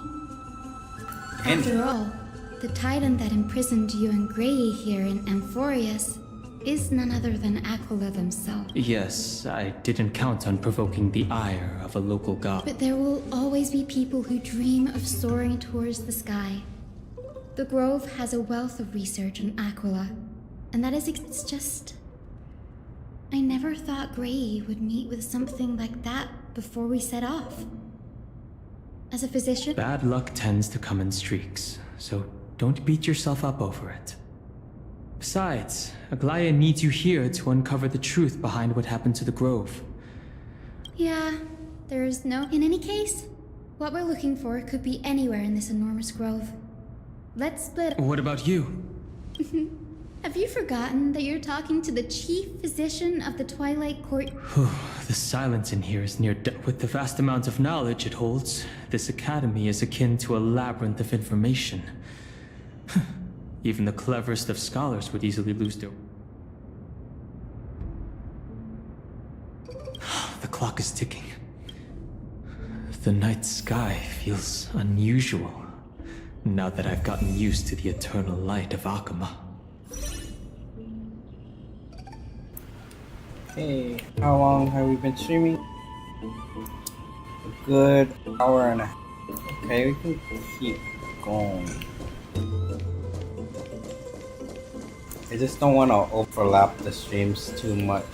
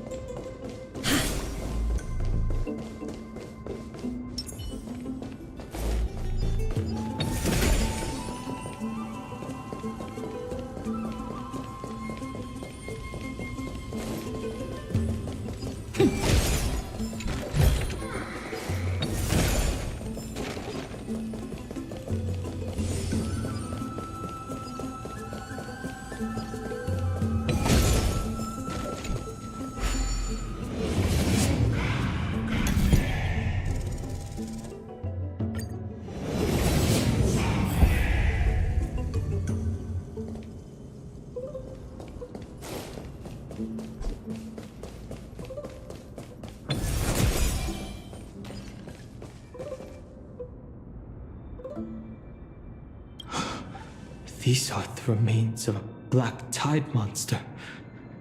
It does look different from the Titankin from up close. What's that underneath it? A scroll.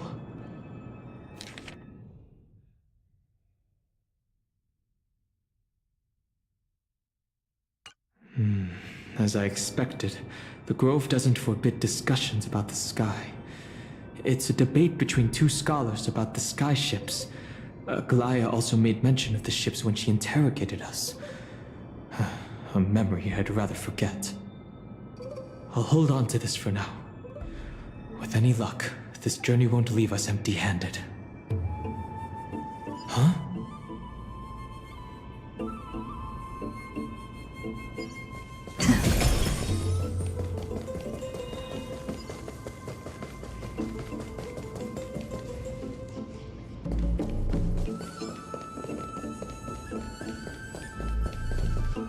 That's Hyacinth. Why is she surrounded by so... Really now? Or you could say... I can't tell. I'm kidding, Danny. I choose you.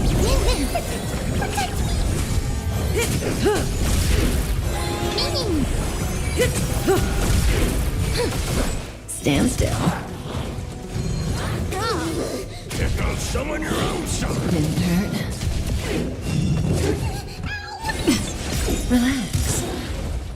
Time to say bye. Boom. We can do anything! Stand still. This place is practically in ruins. What happened? There shouldn't be this many monsters here. The black tide is remarkably quick to detect the light of Amphorius. So or rather, the blessings of the Sky Priest in me, might have unknowingly called them to me. Anyway, never mind that for now. Here, you might want to have a look at this. I found it around here and thought it might be of interest to you.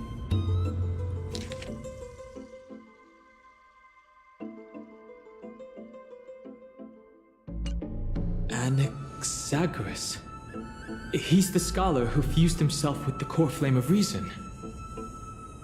This is new. I didn't know Professor Anaxa was researching the sky. He's never mentioned anything about it. Finan said Anaxa might be opposed to the flame chase journey. Might is an understatement.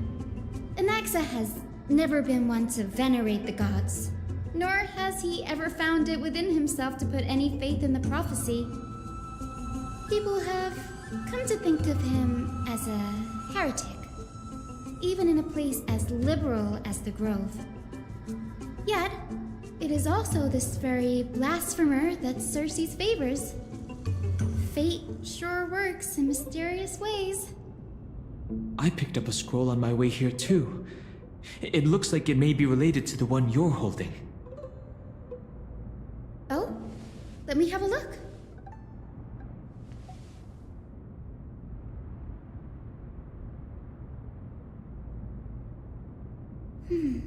By the looks of them, these scrolls are records of two conversations that took place in the same setting, one after the other. There's still much I don't know about the Grove. Do you mind if I ask you a few questions? Sure, go ahead.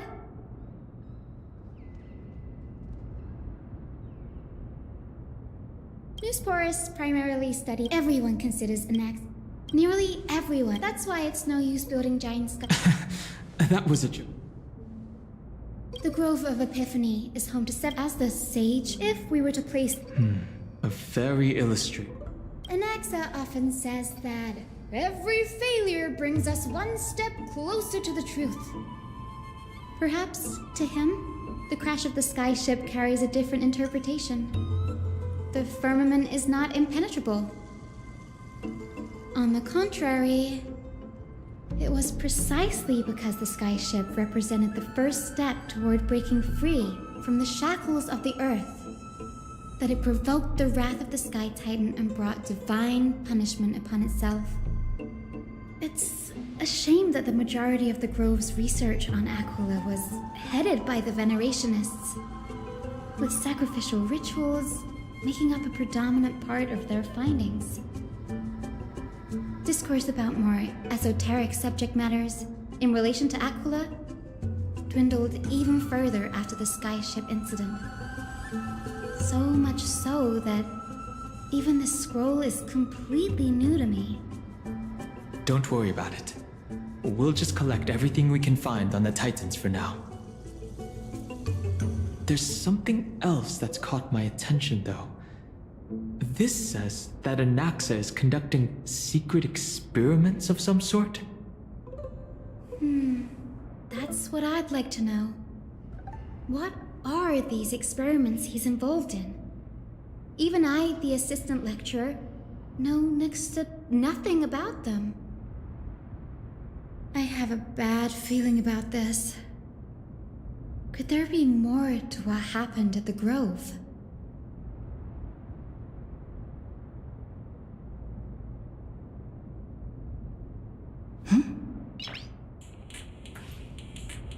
Nice!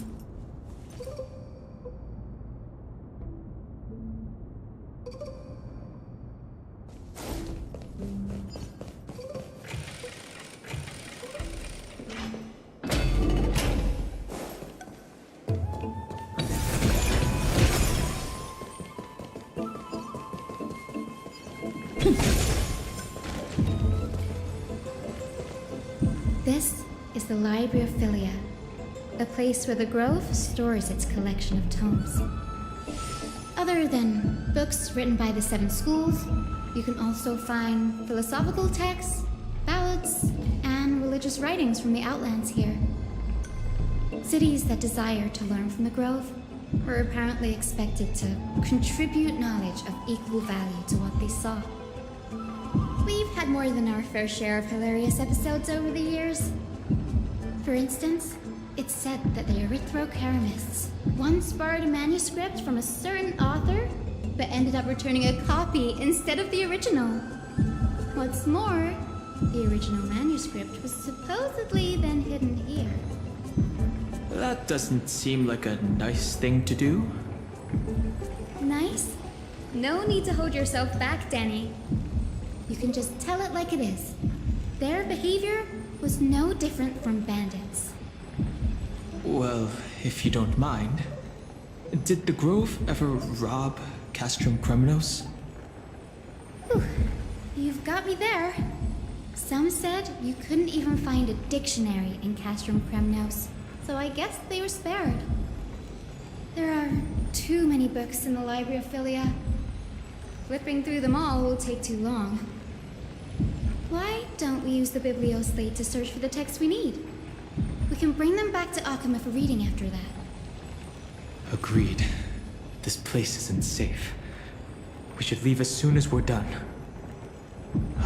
There's still several more scrolls strewn all over the place. I'll gather them while you pull up those texts.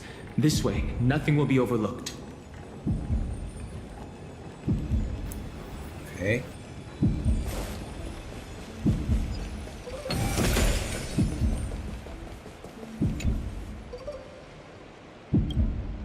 This is...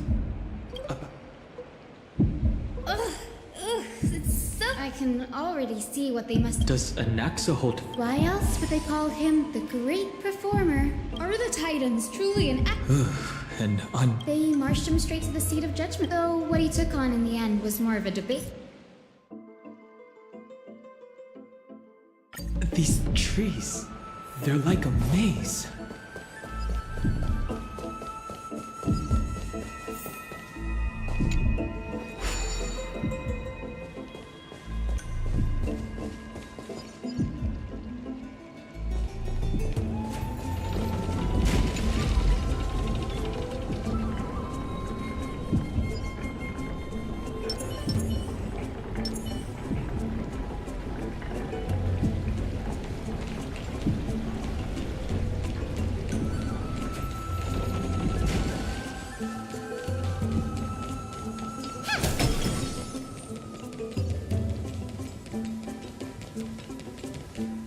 This is the place.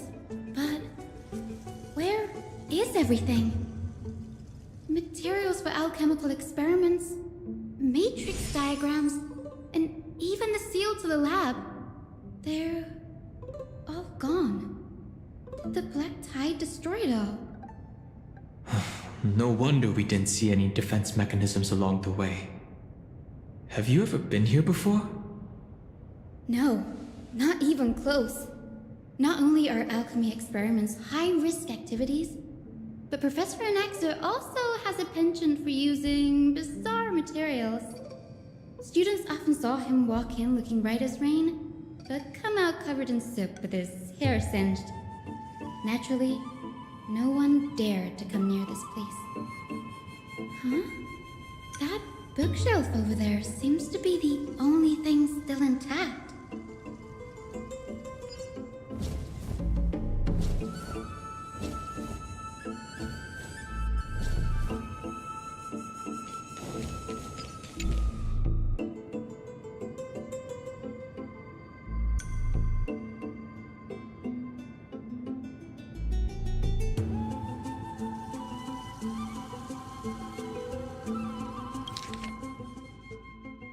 What's going on? Anaxa... This journal contains several...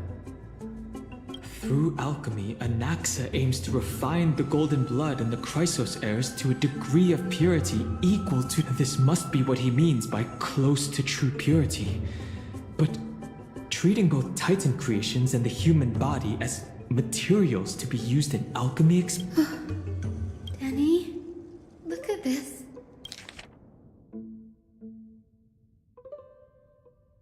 My biggest fear. It's come true.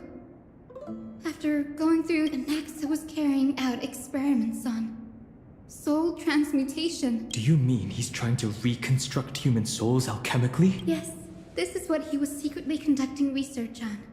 Something he had to keep hidden from others. Compared to his public speeches, they... Oh, I just thought of something. What's wrong? Do you remember when the Black Tide was approaching? The Grove had planned to send Cersei's core flame to a safe place. But an accident happened. But Cersei took over his body and resurrected him. That's right. But what if Professor Anaxa's fusion with the core flame of reason? What do you mean? Put yourself in his shoes. Knowing that the Black Tide was closing in... I'd put my theories to the test. Exactly. When the Black Tide came, the true reason Anaxa headed to the Luminary Throne was to transmute and fuse... Did he succeed? No. Judging from how he reacted after the event, the results came as a surprise. Maybe the manuscripts detailing all the alchemical formulae... Could he have taken them for other... Like, what? There's only one Titan left in the... No. To conceive an entity of perfection, one must first understand the principles of creation. He's after Kefali! Sir, this sky above us, it's not... Of course not. This is just an image from a projection device used for educational purposes. A simple trick. The day-night cycle has been lost to this world, so that students like you may still learn about the night sky. Astronomers have harnessed the Titan's miraculous power to manipulate the light, projecting the nights of the past here for you. Much like how the sky above the Holy City is also illuminated by Kefali's dawn device. So, the skies of Akama are fake too. You mustn't conclude that, Anaxa. You should know that only a child would expose a trick and be proud of it. Often people know more than they let on. They simply choose to feign ignorance because they have no other choice. Then they're just deluding themselves. People believe in Kefali's tale of Genesis, accepting wholesale whatever the priests preach. But we are different. we've already walked out of the firelit cave of ignorance. We have already realized that we live in a world where Titans make the rules. Even when we look at the sky, we're only seeing what they allow us to see. Rather than gazing at this mockery of a night sky fabricated by them for the rest of my life, why shouldn't I be the one to take control of the projection device instead? So much time has passed since you sowed the seeds of doubt in my heart, child. Many a night, I find myself penning down all my theories and wild ideas, only to burn them to ashes when I open my eyes in the day. Why? Because we'll face death by burning if word gets out? As a sage of the Venerationists, my soul has already become inextricably linked to the great tree.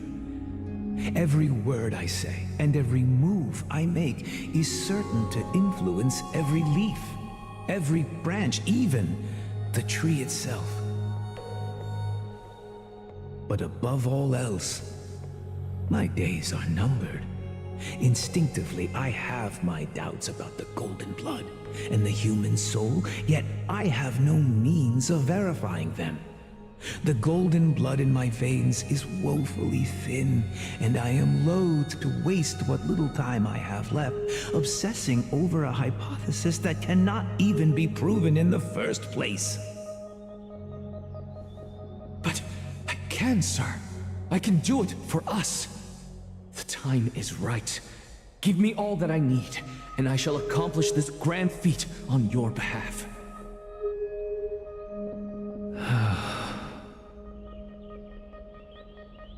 You're right. I shall do just that. In the next meeting of the sages, I will spare no efforts fighting for the rights you deserve.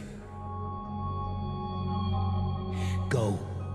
Establish your own school of thought. Find out what we are. Become the one who conquers the ultimate truths of the world. Child of humanity. You didn't go to such lengths for an audience with Kefali. Just ask him a few questions, did you? So, you figured it out. If I were as foolish as a Dromus, perhaps I'd throw myself down and prostrate before their greatness, begging for the gods' prophetic wisdom. Well, sorry to disappoint, but I'm no Dromus. Alas, I am a human, standing tall on 2 feet, possessing both intellect and pride. Before such power, does it make any difference whether you're a human or a Dromus? I'm sure you're familiar with the story of the Styxians. When the raging waves threatened to swallow them, they didn't just give up and become sitting ducks. No. They constructed a dam that kept the roaring tide at bay, chaining down the mad Fagusa. They call me a blasphemer, Xerxes. But that doesn't mean I deny the existence of gods. It's just, as I see it, Titans are simply a force that mankind has yet to find a way to tame. Oh? If power that rivals the Titans is what you crave, why not conform to the prophecy and brave the trial? Why stop at harnessing the power of the Titans when I can do so much more? The source of life is what I wish to grasp, to understand what makes up the soul, and to learn what we really are. Thanks to you, I've had the chance to personally verify, in more ways than one, that the soul indeed ceases to exist in death. But where there is death, there is life. And where there is an end, there must also be a beginning. How then is a soul born? That was the only unknown variable left in my calculations. And by the sound of it, you have already formed a conjecture. No, I have already drawn a conclusion. In my journey unto death just now, I finally saw the answer with my own eyes. Professor Anaxa, I'm here. Her life hangs by a thread. I must ask you to refrain from taking any unnecessary steps. Of course. I'll bring this to a conclusive end, and give you the answer you so desire. However, in accordance with the principle of equivalent exchange, I must also demand from you what I need. As you wish. Don't you care to know what the price might be? It's a matter of uncovering the truth about the Death Titan and her survival. This may be the only time I can ever save someone's life. There is no need for me to think twice. I see. Indulge me. Am I correct to say that you intend to prove Thanatos' whereabouts and prove the nature of our existence? Before I begin, I must confess I had been stuck in a cognitive as unrelated as these two propositions may seem at first glance. They are, in fact, logical equivalents. They are merely two different ways of telling us about what the soul is. The reason I say this is as I've mentioned earlier. Professor, you were in the Netherrealm? Yes, I am but a living dead man now. But that's not important. What truly matters is, that's not all. Remember how I said you were a part of that conversation too, Cersei? And I've told you that I have no recollection of such an event. That was likely just an illusion. Because that wasn't you. That was Calypso. What? Calypso? Huh? Oh, that's the name I made up on a whim. And surely you jest. Don't you think I, of all people, would know if that were the name of one of the seven sages? It seems you've lost even the memories. Use your head, Cersei. Since all of this took place in the realm of the dead, it stands to reason that the living cannot step foot into that world. So who could they be? Think about Calypso. Why does she? The answer is evident. Those fallen heroes are the mortal incarnations of the Titans before their ascensions to godhood. The gods aren't master creators born out of thin air, and they are no different from humans, because they all evolved from one. Does this answer? Yes, because you've answered nothing. If I... Even on the off chance that you speak the truth, this brings us no closer. But it matters not. I know what I'm doing. Humans cannot return from the dead. But all we need to do is look at this from a different perspective, and the problem will resolve. If I'm reborn as Kefali, I can rebuild the world and all within it as they once did.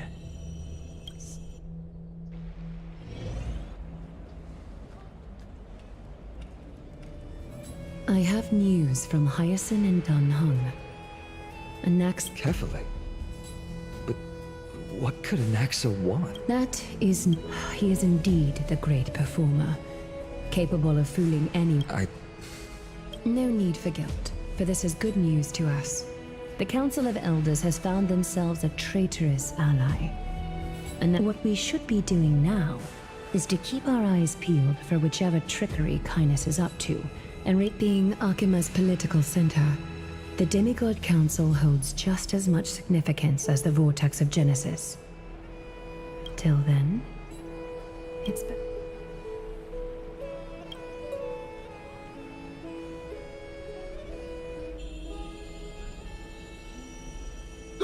preposterous! The Christos heirs... Wow. These people... It's been a while. What is that supposed to mean? Is this really the sort of person that... It has indeed been some time, Lord Crater. Shh! Keep it down. Be more vigilant. See those duplicitous... I've already ordered my people to hold them back, but we should still lay low. My bad. Did you hear thunderclaps last night?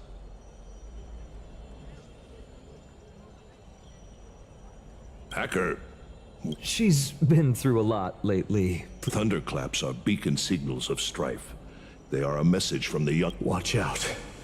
The Flame Reavers. I guessed as much. We didn't actually kill them back at the Kremnos. I figured this is something you would want to know. We Kremnoans never back down from a fight. You have, Michael. Remind her to be on her toes while you're at it. That those lackeys she keeps under... That's... We should... Okay.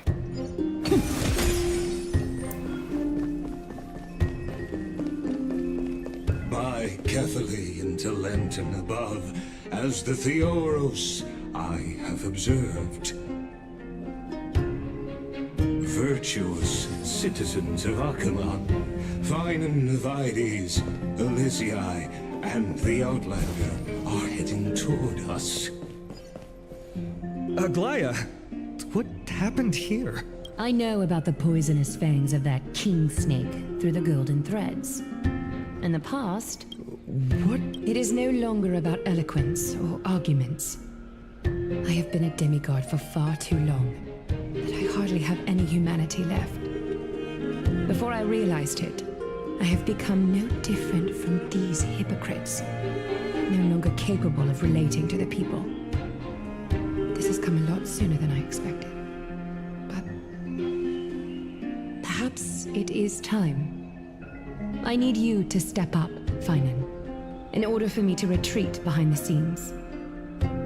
Yes, this is my duty, but... It is far easier for the Council of Elders to fool many than just fool one person. Their so-called more support is no more than a ruse to distribute power using words instead of lances. There is no glory in winning this debate, but that makes having respect for humans so much more priceless. Finan, you are a Chrysos heir without flaw, capable of relating deeply with humans. I appreciate what you've taught me, Aglaya. I hope we'll live up to your expectations and win this debate.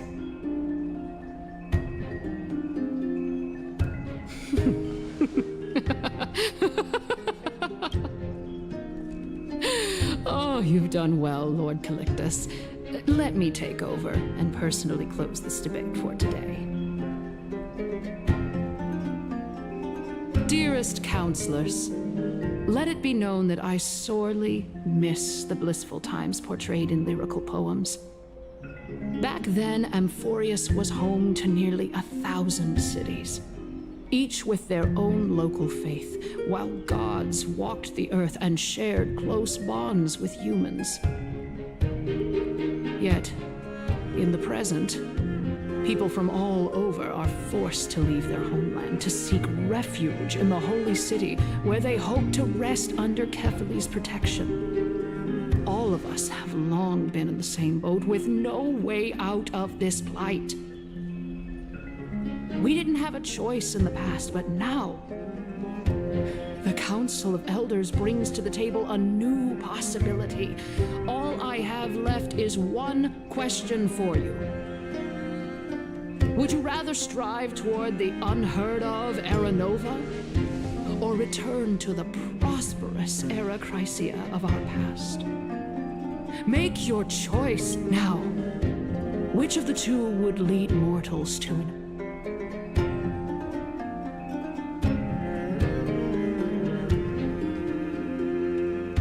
Oh, God. But how are we supposed to send Amphorius back to Era Chrysia? We all know that Era Chrysia is a thing of the past, Lady Kindness. Please, enlighten me. How does the Council of Elders plan to turn back time? Let the three Titans of Calamity be born, and Erechrysia is nevermore. But bring demise to those Titans, and Erechrysia will descend upon us. Know that the Council of Elders is never one to make empty promises. Look at who we have on our side. Anaxagoras, one of the Grove's 7 sages, and Castorus, Idonia's goddess of death. With the help of these 2 heroes, I can promise all of you that Erechrysia will exist once more. Aren't they Chrysos heirs? They're supporting the Council of Elders instead? It's clear from the start that these heroes do not get along well in their group. All the more proof that Aglaia is unfit to speak on behalf of every Chrysos heir. I am in favor of Erechrysia. Erechrysia! Erechrysia!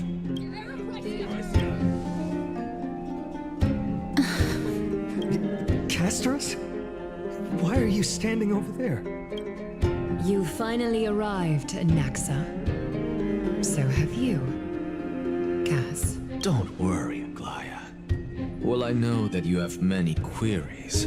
Could you continue to converse like how the citizens know? Tell me, dear citizen, if we successfully retrieve and return Thanatos' core flame without anyone passing the Death Titan's trial, what? The answer is simple.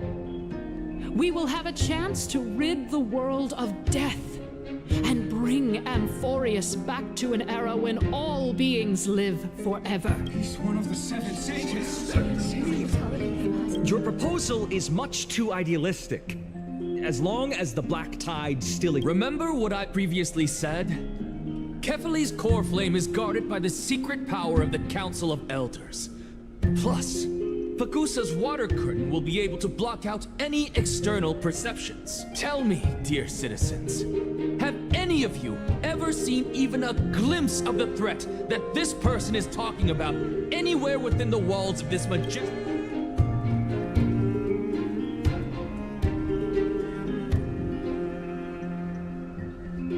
Oh. Could it be that you heard? Citizens, let's loudly sing the blessed hymn. After the destruction of the 3 Titans of Calamity... This is bad. Anaxa, pray tell. Everything that you've mentioned hinges on the premise that we can find Thanatos. Thank you, Lady Aglaia, for still caring about this city.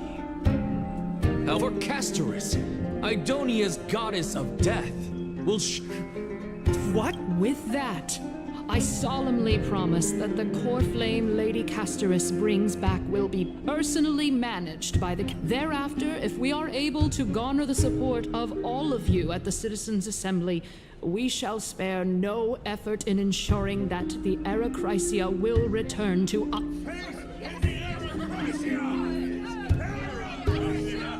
With the balance shattered, the result is clear. By Kefali and Talent and above, as the Theoros, Akama has chosen her destiny. The issue up for discussion at this Citizens' Assembly shall be modified to the suspension of the Flame Chase journey. This resolution shall be put up on the wall. Aglaia, dear Aglaia, what has caused your heart to soften?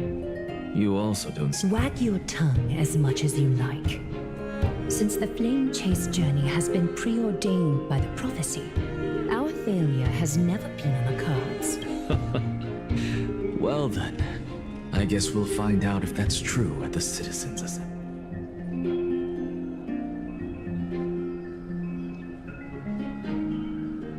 Castorus, what's going on?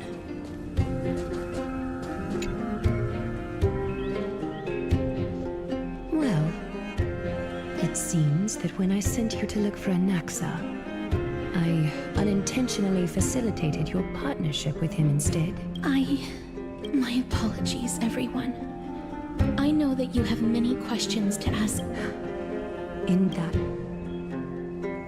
actuality, he showed me a past that was both long. The reason I say this is as I've mentioned earlier. The answer was hidden in my journey unto death. Professor? Yes, I am but a living dead man now. But that's... Have you heard of this tale before? A tale about the ocean god's treasured pearl. Our hometown. It was a seaside town which enjoyed the ocean breeze and glorious, peaceful times until one day, an evil dragon descended upon the town. Its wings were large enough to blot out the sun. It barged into the tall tower and devoured the queen's beloved daughter. The queen assembled 300 warriors who managed to subdue the evil dragon by chaining it up. However, it was then that a devious, smooth-talking scholar arrived at the palace and suggested that the princess could be revived through the use of dragon bone and dragon blood. That liar called the princess was reborn. The queen was overjoyed, blissfully unaware that the evil dragon's soul still lurked within the princess's body. As revenge, the evil dragon swallowed the poor queen, the glib liar, the courageous warriors, and all of the town's innocent civilians. Worse still, the souls of the deceased were refused entry to the Netherrealm because they were filled with regret. Forced to roam the mortal realm, these resentful souls ultimately converged into a river of souls that would not retrieve the terrifying death had consumed all. Thereafter... Until? Actually... Oh my... It seems that you still like to whet people's appetites. So, according to your story, this is how I used to look, and yet what? A miracle that I created with alchemy. As for what it is and how I was able to accomplish... Oh, my goodness. Quiet, Titan. Continue to enjoy this splendid play. Dragon, huh? In that case... I think that this so-called alchemy was a tenuous analogy added to the story. Indeed. Before I left home to pursue my education, I never even knew that anybody was looking into this. Therefore, we can just treat this... A fable, you say? I guess it might be the concept... Oh? I thought the moral might be closer to something like... No. I merely realized that we're both thinking of the same principle. If life is priceless... Indeed. You flatter me. Of course.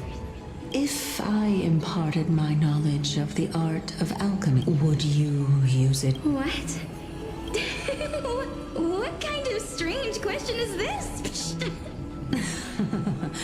Let's just... Oh? Death is inevitable. In the days to come, if such a mighty power really exists, after all, you, me... My time is finally here. However, You shall wither, and through that, the dead will sprout again from the room. It is a pity that fate... Is there no other way of interpreting? I'm afraid that the meaning is clear. Between my sister and me, one... I'm afraid that the prophecy might even have selected a pair of twins. My sister is prepared to sacrifice her. How absurd. My time is almost... What should we do?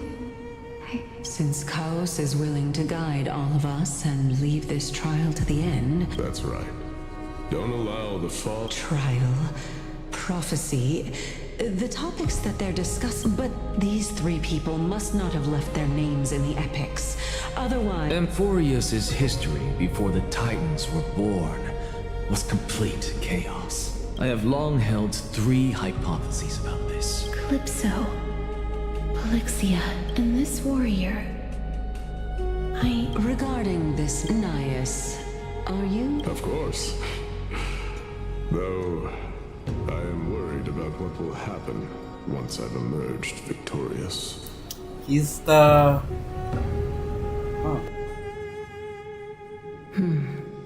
Looks like you have made up. Yes, this is the... Completely separating courage, honor, tenacity, sacrifice, and reason. You... Please, young lady, witness my fall and demise. Lady... I do not understand. Because this is our destiny. The power that resides within me is so intense that... Furthermore, a valorous death before glorious return has always been the path I chose to walk. A journey I began long ago. If your sister...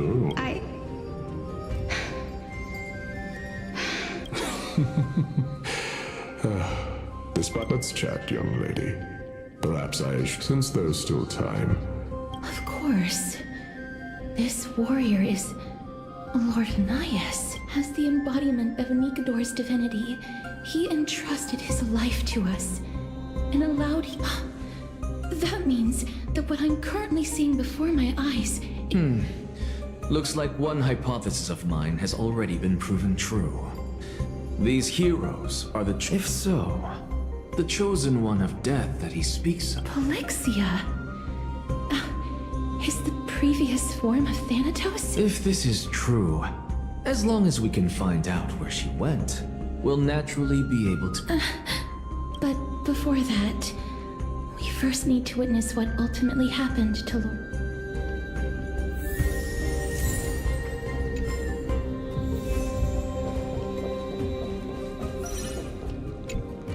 Honor. And finally... Cheer up, young lady. All farewells and... No, young lady. As a warrior, I have witnessed too many bitter deaths. But now, all I feel is peace.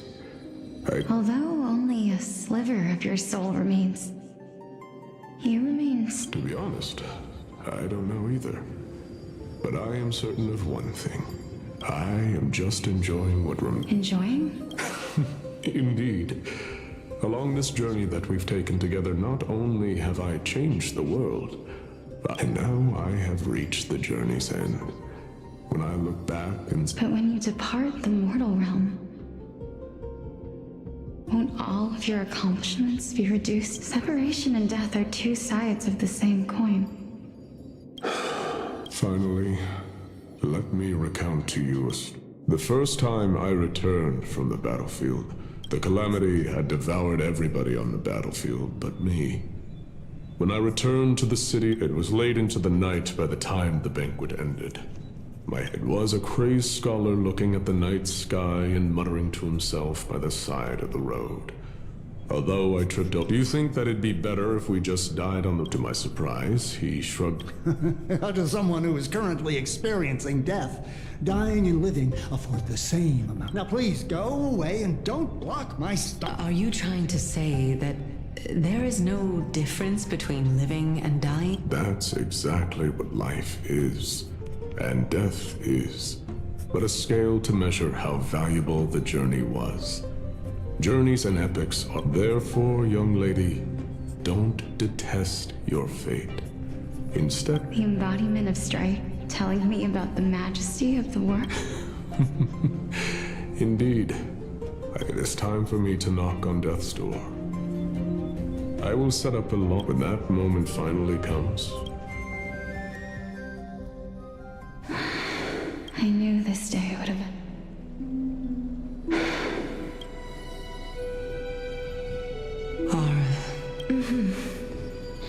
Polixia, I'm here. What?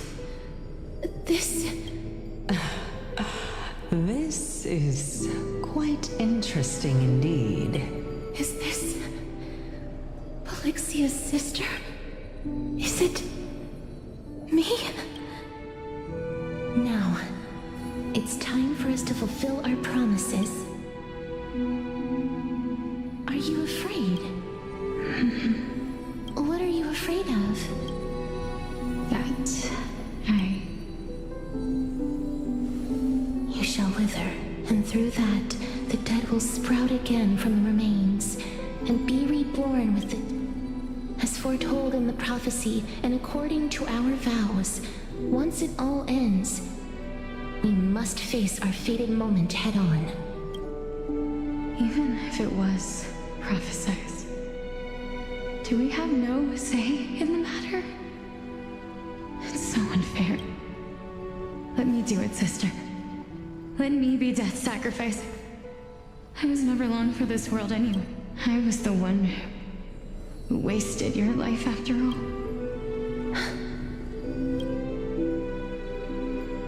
I don't think that my life was wasted. Just the opposite. When I finally arrived at this destination, and it was you who sowed the seeds for this sea of flowers. Besides, I have lived a fulfilling life. Even though I was fated for sacrifice, none of the things that I've experienced will dissipate. Instead, they'll forever live on as... How could my memories of you... Well then, what exactly are we?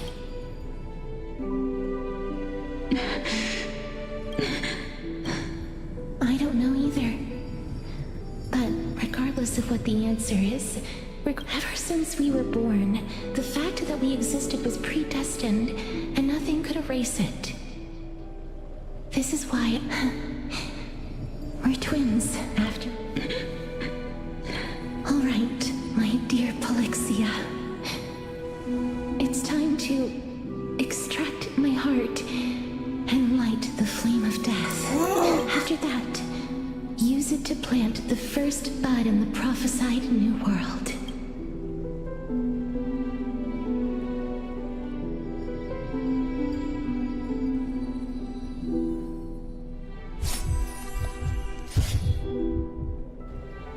If I imparted my knowledge of the art of alchemy to you, would you use it to resurrect someone you loved? Death is inevitable. In the day of such a mighty power, even now. This is why, sister, in the prophesied new world, go now. Return to the ocean god's treasured pearl. Our hometown, I shall open wide the entrance to the nether realm and grant you a second life.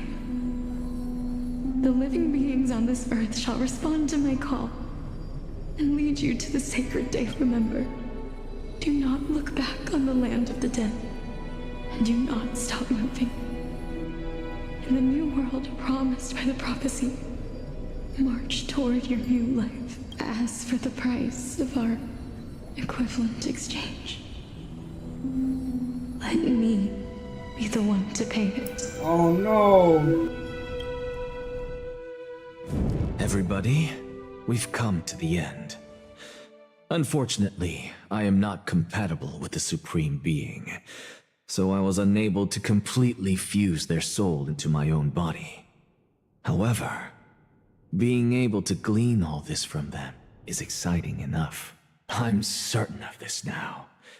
Before the Titans that we are well acquainted with were born, a group of heroes roamed the land. These heroes followed a prophecy and took possession of divine authorities one by one, just like the flame chase journey of today.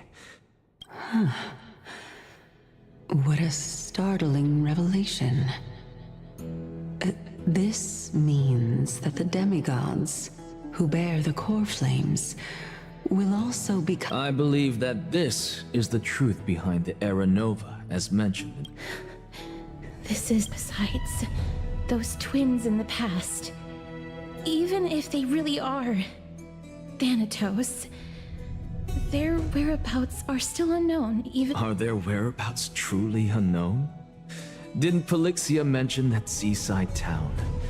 The birthplace of alchemy and the tale of the dragon. In our world, there exists a city which perfectly But the people there worship Fagusa and bear no relation to Thanatos.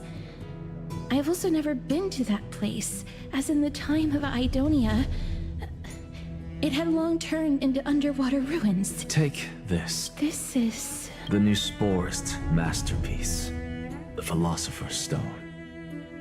It was made by transmuting all of the sages' wisdom into a single entity, with their flesh and blood as its foundation. Remember? I've mentioned before that the art of alchemy is all about conversion, tempering, and ascension. This process also applies to the pursuit of truth. Regardless of how unbelievable this sounds, the truths of the world have been refined from the impurities. Think about the story of the dragon. This stone will lead you to your real hometown, allowing you to reform the door to the Netherrealm and discover Thanatos' fate. You still look as confident in your victory as ever. Simple. I shall merely admit to the entire world that my experiment was a failure. However, my line of thinking will not fail because I have already planted the seeds of doubt into the hearts of the Actions speak louder than words, Castoris. With the assembly about to begin, don't forget the promise you've made. I've already searched for so long. I'm willing to try one more time. While we converse, her life is also slowly slipping away. But before I leave, I have another question. That was the world imprinted in Kefali's soul. If we are to prove its existence, you must take the final step. Go. I understand. Hey, Don't get antsy. I still remember the question you posed to me. As a scholar, I do not wish to offer up ambiguous conclusions. Let's discuss... I merely wanted to ask, was that stone transmuted from your heart? If so, rebirth is no longer an option for you. Why not? When I was a child, I lost someone dear to me. When I was a teenager, I lost my faith. Now I'm merely forsaking my body. Why are you always finding ways to die? This is but a necessary sacrifice on my path. Can someone who's dead even claim to be the purest of them all? Furthermore, if your hypothesis is proven correct, does it not just confirm? No, it's just the opposite. It means that I can actually ascend to godhood and reshape this absurd world that you all have created.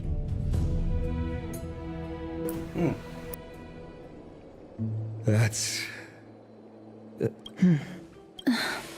Lady Aglaia, you know that the core flame of death has always been the greatest unknown regarding the Era Nova, which is why both you and Kindness desire to gain the power to control that core flame in the approaching city. Professor Anaxa has come to a consensus with Kindness.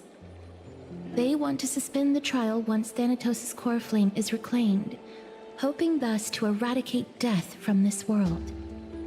If they're successful, then the flame chase journey will cease, and Akama can enjoy everlasting. But I know this runs counter to your wishes. So long as we do not usher in Era Nova, the Black Tide will never be eradicated. Even with Lord Mighty on the front line, and the Black Tide not posing an immediate risk, the danger nevertheless remains. Honestly, it's difficult for me to assess the pros and cons in this decision. But someone must bring the Titan could be very near. I cannot let this chance slip by. Besides, someone has to make this trip to bring back Miss... Well said. You already had every reason to seek an audience with Thanatos. It's that great performer who has weaponized your wishes. A world without death. If fate dictates that my path must oppose yours, I will do all I can to resist it.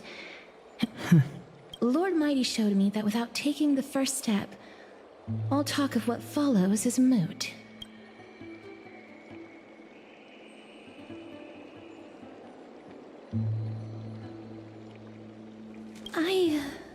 I have always hoped to hear you speak your mind, Cass.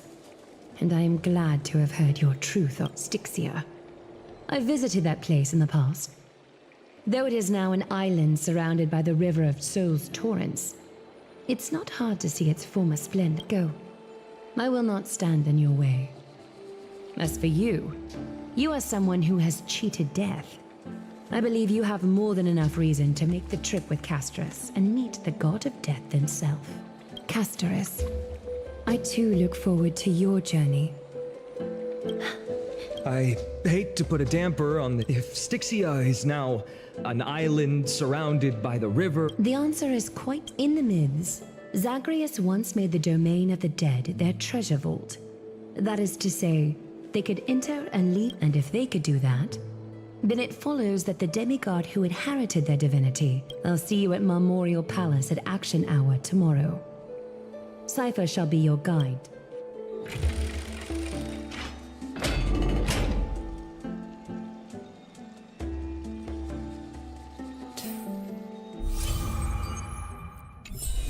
Downhung isn't back yet, huh?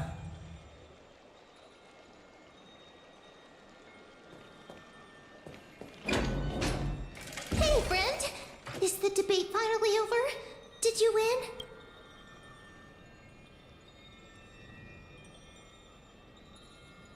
What a glorious defeat. Well, moving on. I borrowed a mountain of books from Cass to see if I could find a way to only 30... Really? Oh, that's...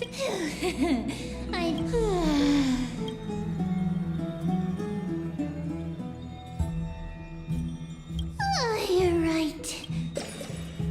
Good night, Mem. Good night, Akuma. Good place to... What? I was gonna say good place to stop. No. Cass?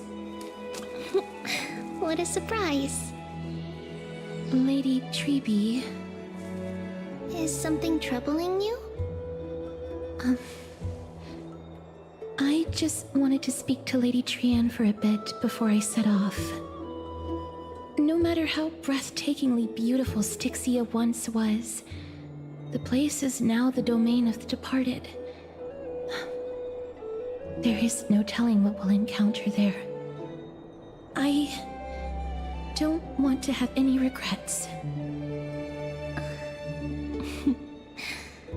Has anyone told you that your eyes are sparkling today?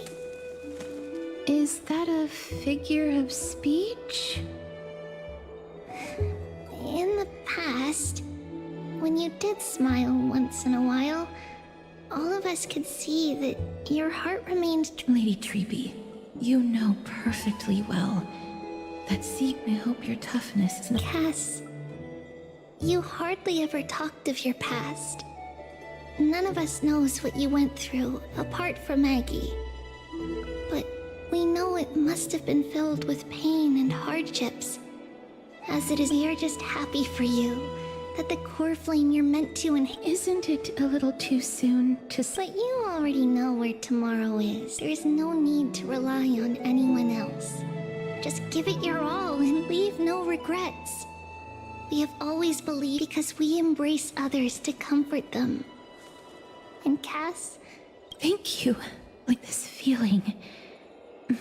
It's hard to put into words. Then go do it. Trian was actually working on a surprise gift for you. It's a pity she didn't get... So, let's meet back... God damn it.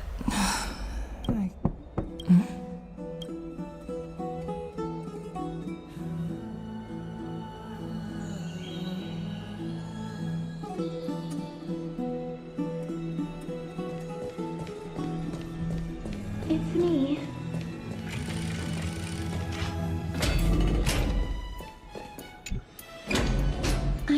I didn't.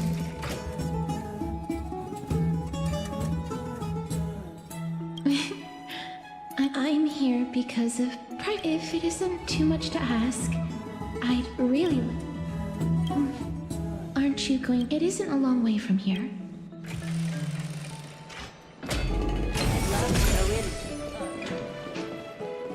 Have you heard?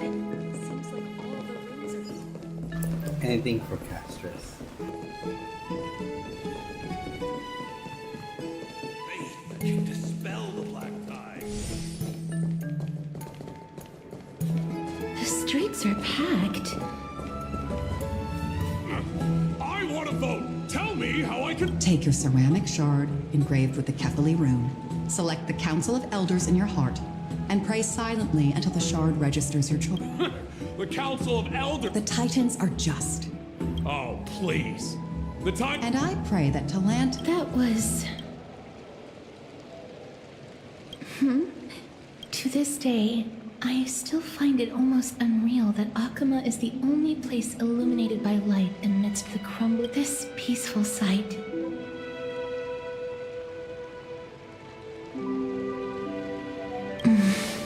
Before coming here, I had lived for many years in Idonia, a city of rime and frost.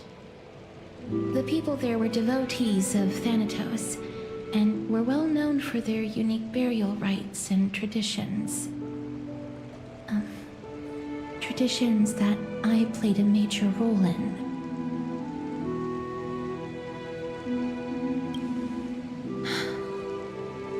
Yes. You now know me as the Mortician of Akama. But back in those days, I was trudging across the frosty plains on my own when the Idonians found me. They saw the curse in me as a blessing from Thanatos, and believed that my hands could correct the Arachrysia's mistake and lead them to meet the great god of death. They provided me shelter, but in return, I was expected to grant merciful deaths to war captives, prisoners bound for execution, and heroes alike.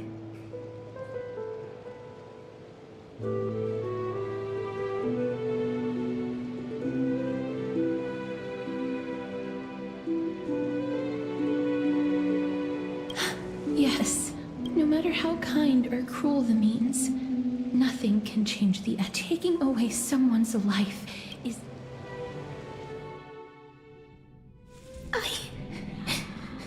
I can't do it! Their voices... I know that, but you must respect those walking towards death. Just like how you should respect yourself as the Holy Maiden granting. What you're asking me to do is no better than the task of an executioner. No matter the titles, I am... This won't be the first time that Edonia's fanatical nether warriors have faced death. On the contrary, death is the mightiest and gravest power in the... Then let me tell you, in Idonia, the great swords commonly used by executioners, the sword has 3 air holes along its body. If the sword is swung down swiftly and accurately, the holes would make no sound, and the executed would also depart this world quickly and painlessly. But should the executioner have any hesitation, the holes would produce a piercing whistle. On that cue, the screams of the executed are sure to follow. Every executioner after Dracon is to hone their sword skills every day in preparation of future executions. Every swing of their blade must be more resolute than the last, for failing to do so will bring pain. Pain for the dying. You misunderstand, child. I'm asking you to consider the source of the dead's suffering, and use that knowledge to fortify your future touches with more and more determination. Go, walk with the dead, and love them as you love life, then you'll no longer hear those noises.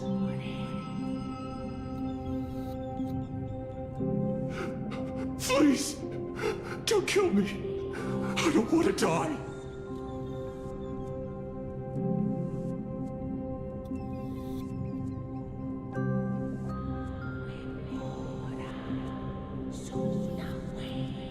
Oh, jeez. This is your duty. Thank you. If you cannot learn to, this is your last chance. No! No!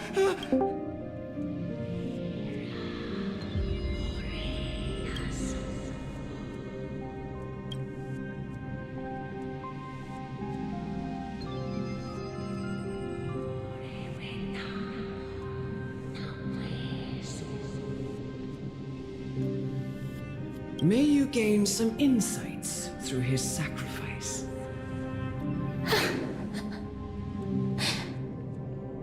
Is this all? No. Come with me. This is just the beginning of your life as the Maiden of War. You executioner!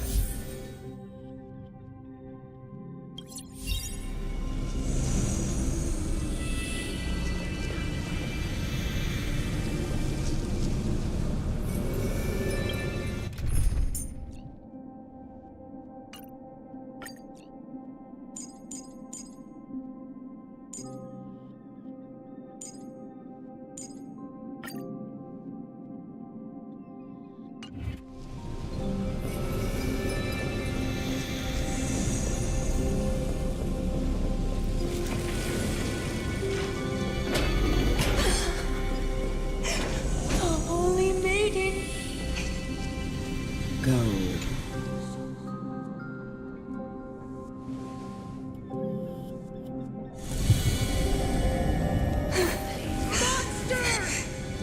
Thank you. Do it then, executioner. You heard him.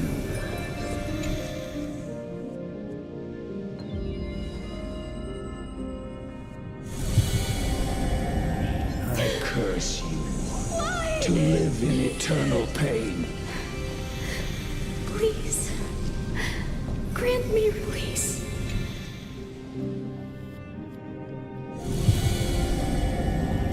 When will this ever end? You murderer!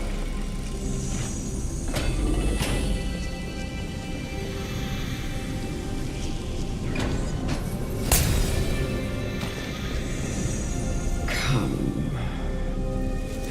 Fulfill your duty.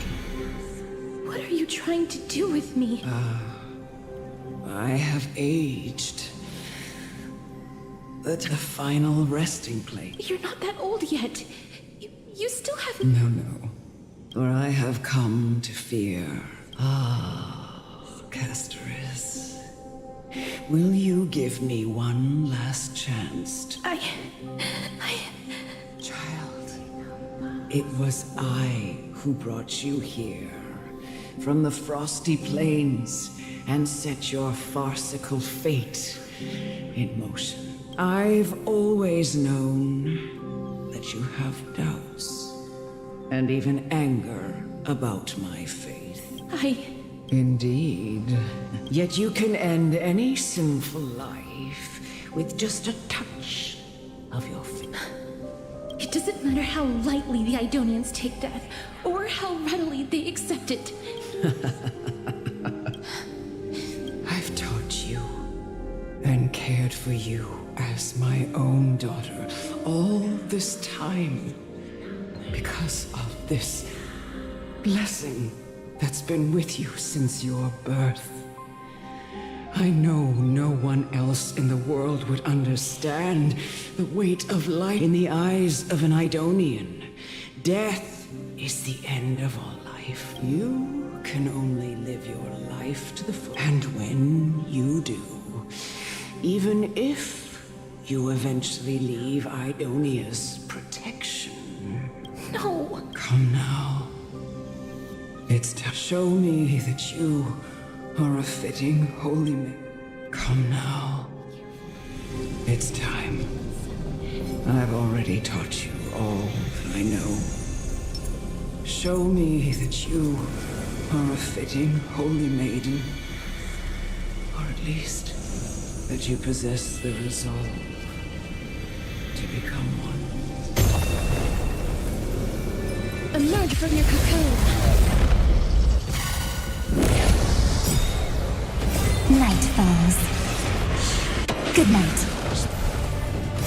Fiends or devils, I'll crush them all! Flowers, bloom for tomorrow.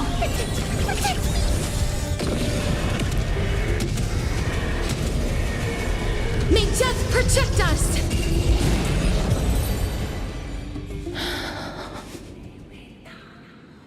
This was the last time I followed her command. The executioner, who had seen too much death, died the same way as everyone else. Elder Amunet, the person who tried to teach me about death, ultimately vanished like dew in the morning mist. She spent her life embodying the beliefs of the I have nothing but I erected a cenotaph in her honor in the marshes outside Idonia's city walls with the others I had laid. It was a long, long journey. I heard so many discussions about death along the way. Life finds meaning in death. The world improves because there is an end. It seems the most terrible darkness in this world. Everyone talks about its heavy weight. Some resist it, some worship it, and some even revere it. How did a disappeared titan become the deepest fear of humankind? And why do they haunt my dreams? I continued my travels to seek an answer. Initially, I was running away. Then, I started searching for it. And now, at the end, I just want to know if my touch, if my embrace, can do more than taking things away. Can I make anything? Can I leave anything behind? I don't want to die. Please, I'm fucking useless. Let me go. I don't want to die. Please. I don't want mercy like this. Just let me go. I need it. I don't.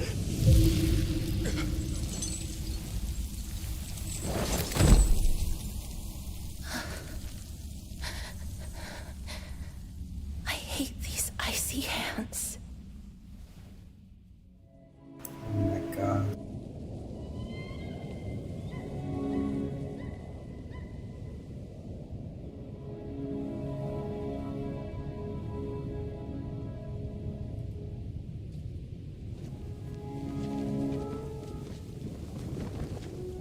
Oh, it's animated.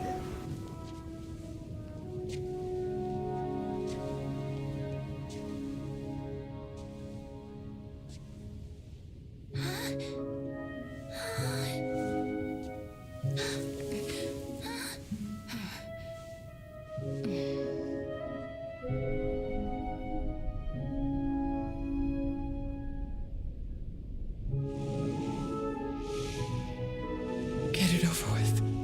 End its suffering.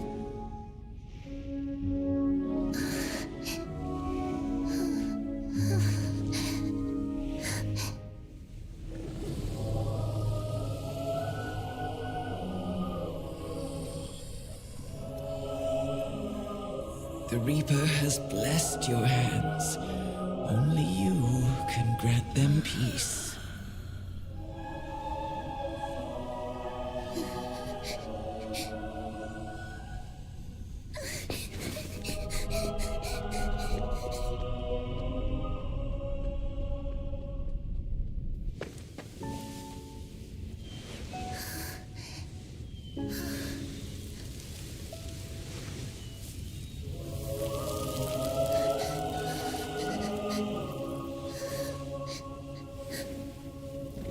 Embrace death.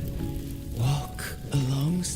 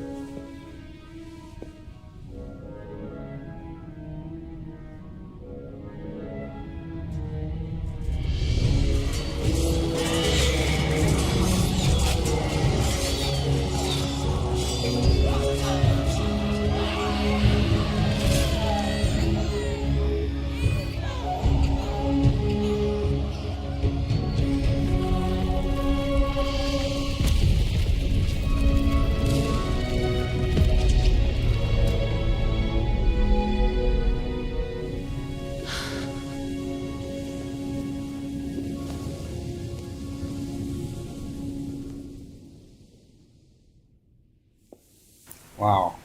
Wow, that's sick. Keeps going.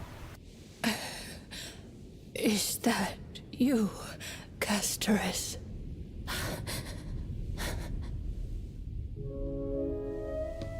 All of them have gone, heeding death's summon, crossing into their domain.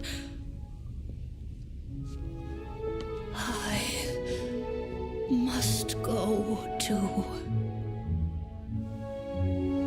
I don't fear it, just I have some regrets. Watching people leave this world again and again, it must be lonely for you. You must want to desperately embrace them before they go. I can't. These hands, they're too cold.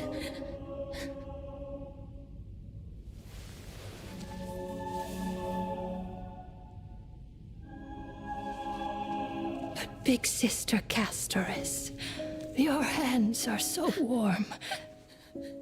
Just like anyone else's. So go on. Don't hold back. Give me a warm hug.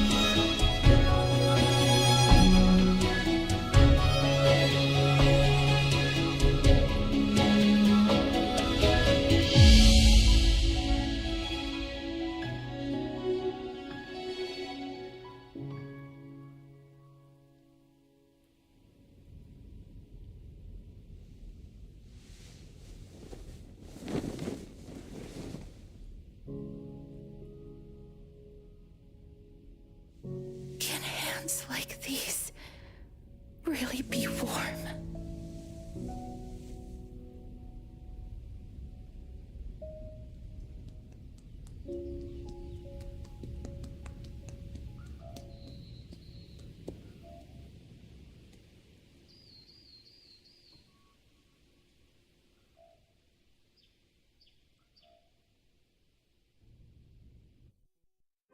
On the day that Orynyx's trial ended, you must have had many questions. I felt just as confused. Why, as someone from beyond the sky, were you so cruelly dragged into Amphorius's fate? I wished I could take action, but no matter how hard I try, I cannot simply interact with the living as ordinary people do. Even when we brushed against each other unintentionally in the grove. And it was obvious that nothing had happened. When an almost unattainable hope finally welled up in my heart. When I thought that perhaps my touch would no longer bring sorrow, fate declared to me, it wasn't that the curse of death had finally been lifted, but that your soul no longer belonged to this world. And there was nothing left for my hands to take. Nothing. And did I really think this time would be any different? It's not that I don't understand this reality, just that I'm unwilling to accept it. Having walked such a long road, I am still unable to find the answer to life and death. I am resigned to eternal despair. Anything I wish to hold on to, death will inevitably wrest from my grasp. From that moment on, I lacked the courage to confirm it again. Until Orynyx laid bare the cruel truth before us. Oh my goodness. Wow. This is such that was such an amazing scene. But now, perhaps I might have one last chance. Wow. Long ago, Trinan read a prophecy to me. At the end of the Sea of Flowers, the souls of the living shall warm thy fingertips, and after an embrace, there shall be eternal separation. I found no surprise in it, for her words sounded not like a foretelling, but a perfect reflection of my past. Embraces in this world are born of reunions, yet my touch speaks only of farewells. In that moment, I had no doubt that this destiny would weave itself through the entirety of my life. And yet, things have taken a turn for the better. Now that I can finally have an audience with Thanatos, perhaps I can rewrite the meaning of I have no reason not to give it my all for your sake and for my own. With that, I won't have any regrets.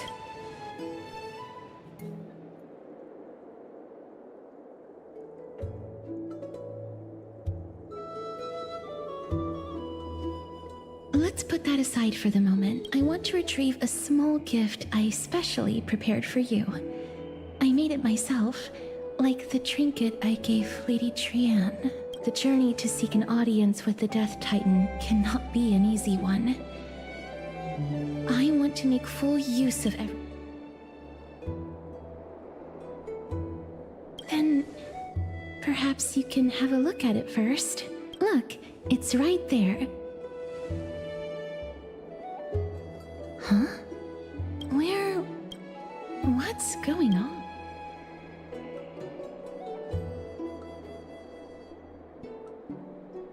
This is the coin of Zagreus. So it's her. Oh man. No doubt about it. This is her favorite symbol. It's a lady's cipher, the demigod of Zagreus whom Lady Aglaia had spoken of. She's a master thief who's left legendary tales all over Amphorius. So many years have passed, yet she's still announcing herself in such a crass manner. Let's just do as the slate says and look for Lady Cipher.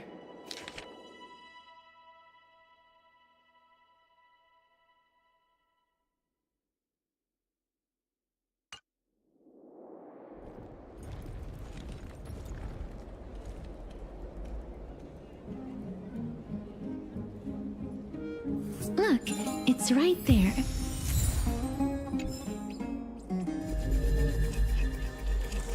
We must pursue her.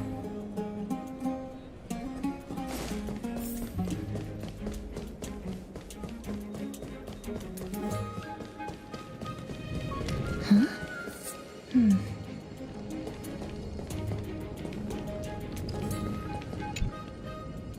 This is a trick she let.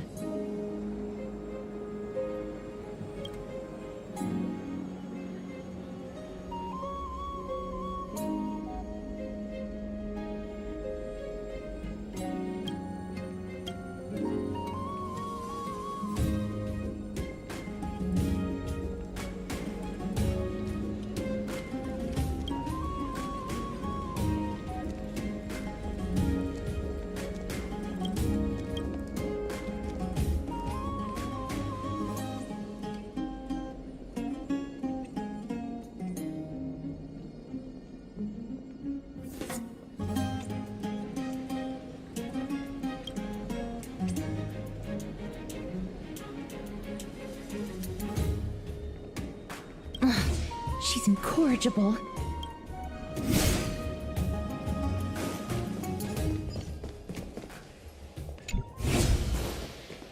This is the right one. We must pursue her.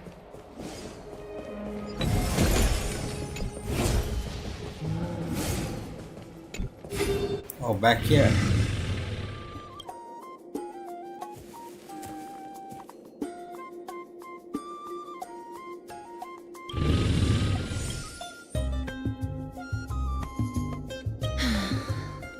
Cypher. Please come on out. You're still careless as ever. Since you know it's a gift for someone else, please give it back to me. Stop hiding among the people and letting the wind carry your voice. Now, since I know it's a gift, that just means I need to milk its worth. The children of the wind never stay for long in one place. Unless your offer is tempting enough to steal the wind. Name your price. I'll give you however much you want.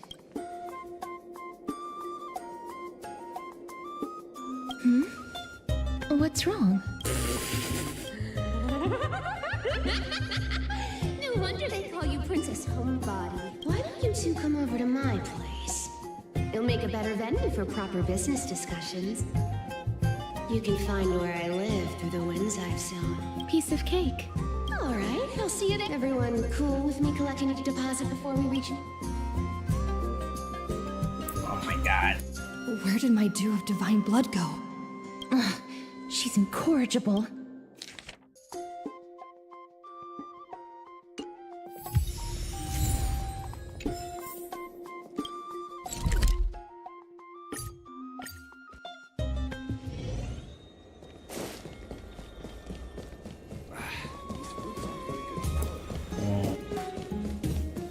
It's about time you do some exercise. What?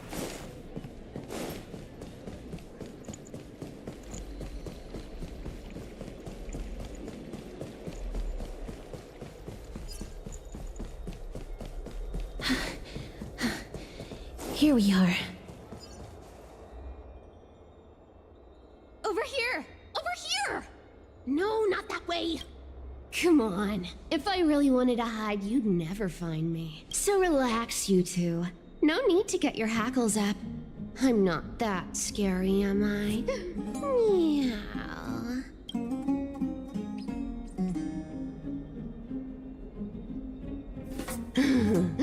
No way. Some people might have been into that a millennium ago, but it's long since gone out of style. Loosen up, buddy.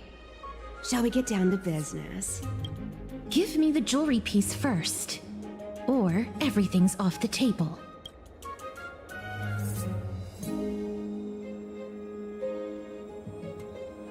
Oh, come now. Don't be so upset. Relax. Relax. Look, isn't the view here just great? You can see what everyone is doing and where they're going, and they won't even know you're here. Now that we've broken the ice, let's get to the point. Everything I've said so far has been a joke.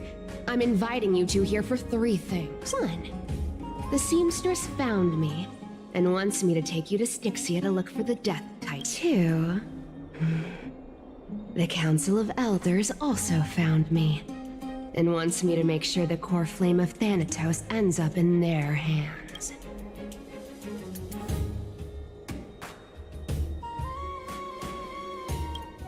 Of course. I may keep a low profile, but I'm still a bona fide demigod. And last, but not least, I'm telling you that I'm not interested in doing either of those things. Don't go look for the Death Titan. The end.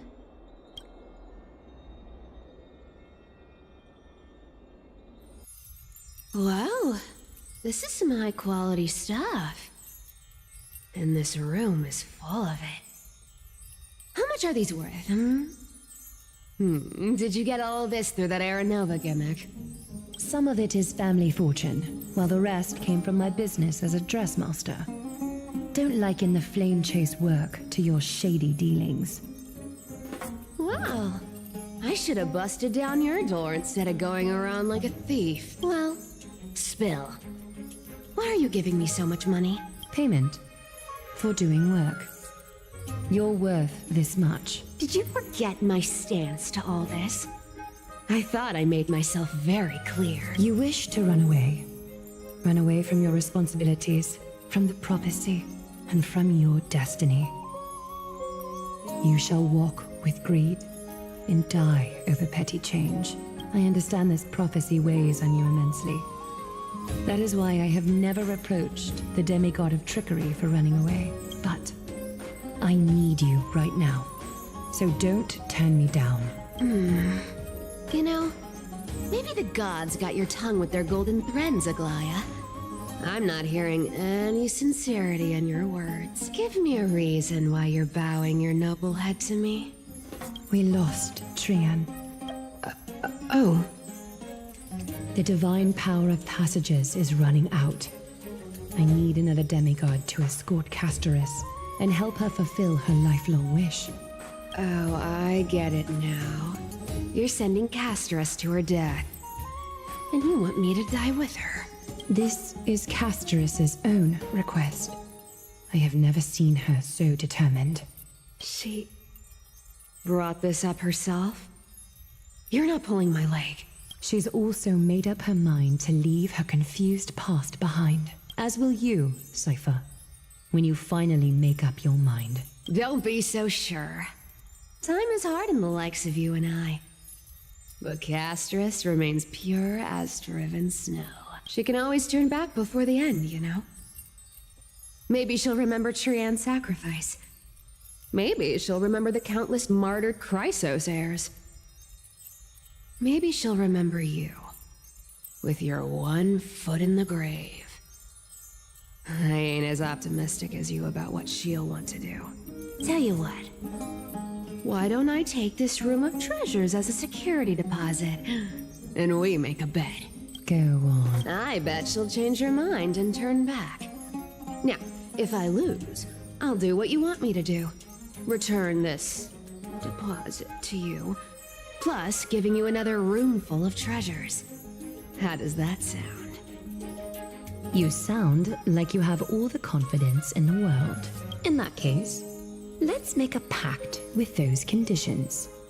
I hope you're prepared to lose it all.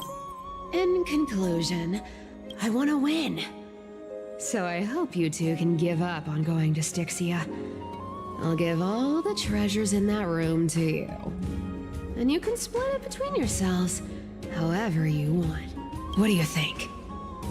Tempting, right?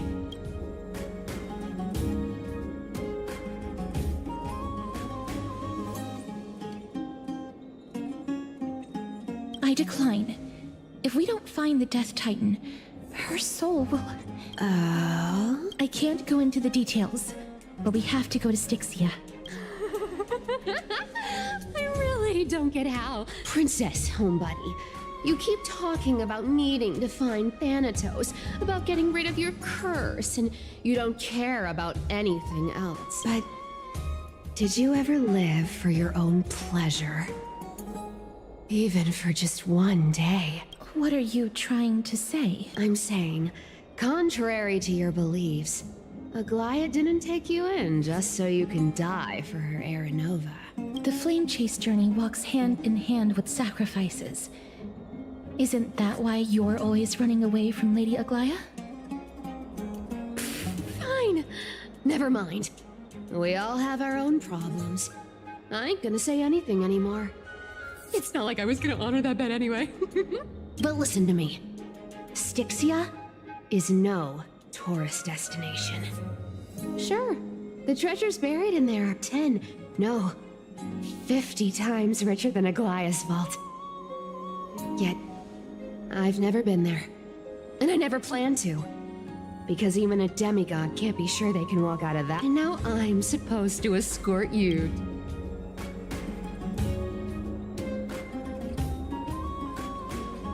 You know, you're not wrong. At least it's part of my responsibilities.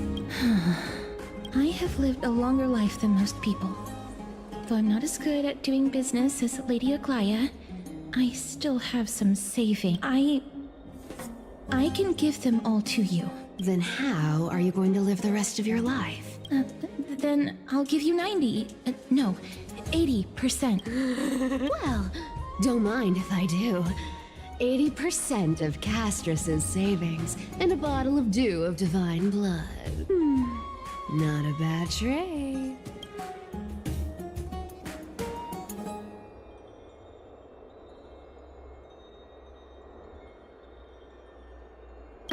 Okay. I didn't know you hold grudges. Gray mystery. Here! Catch. Be careful with that! A minor change in plans, though. Don't go to the bath tomorrow. Come look for me at Akama's city gates instead. So, why are you changing the Oh, nothing, really. Just a bit scared of the seamstress's frosty face. I wouldn't stay a second longer in Akama. Well, now that we've struck a deal, why don't I give you guys a lift back? It's gonna be a long...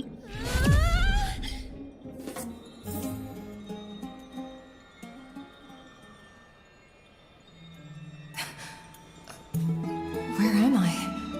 This is... coin.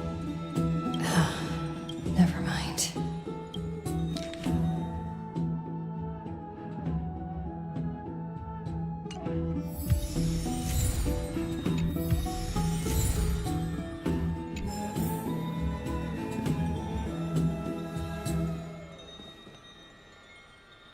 This is Castrus's gift?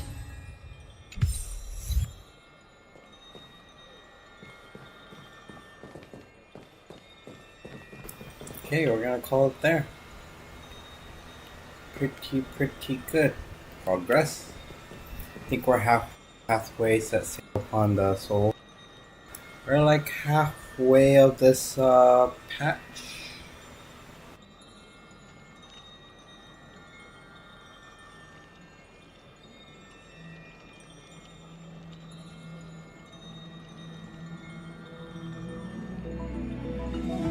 So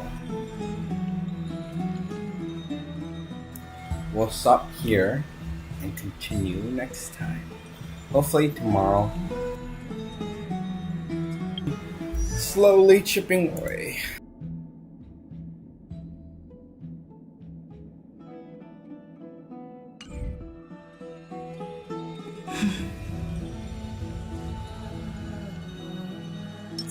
I think we're gonna meet Hysolens too.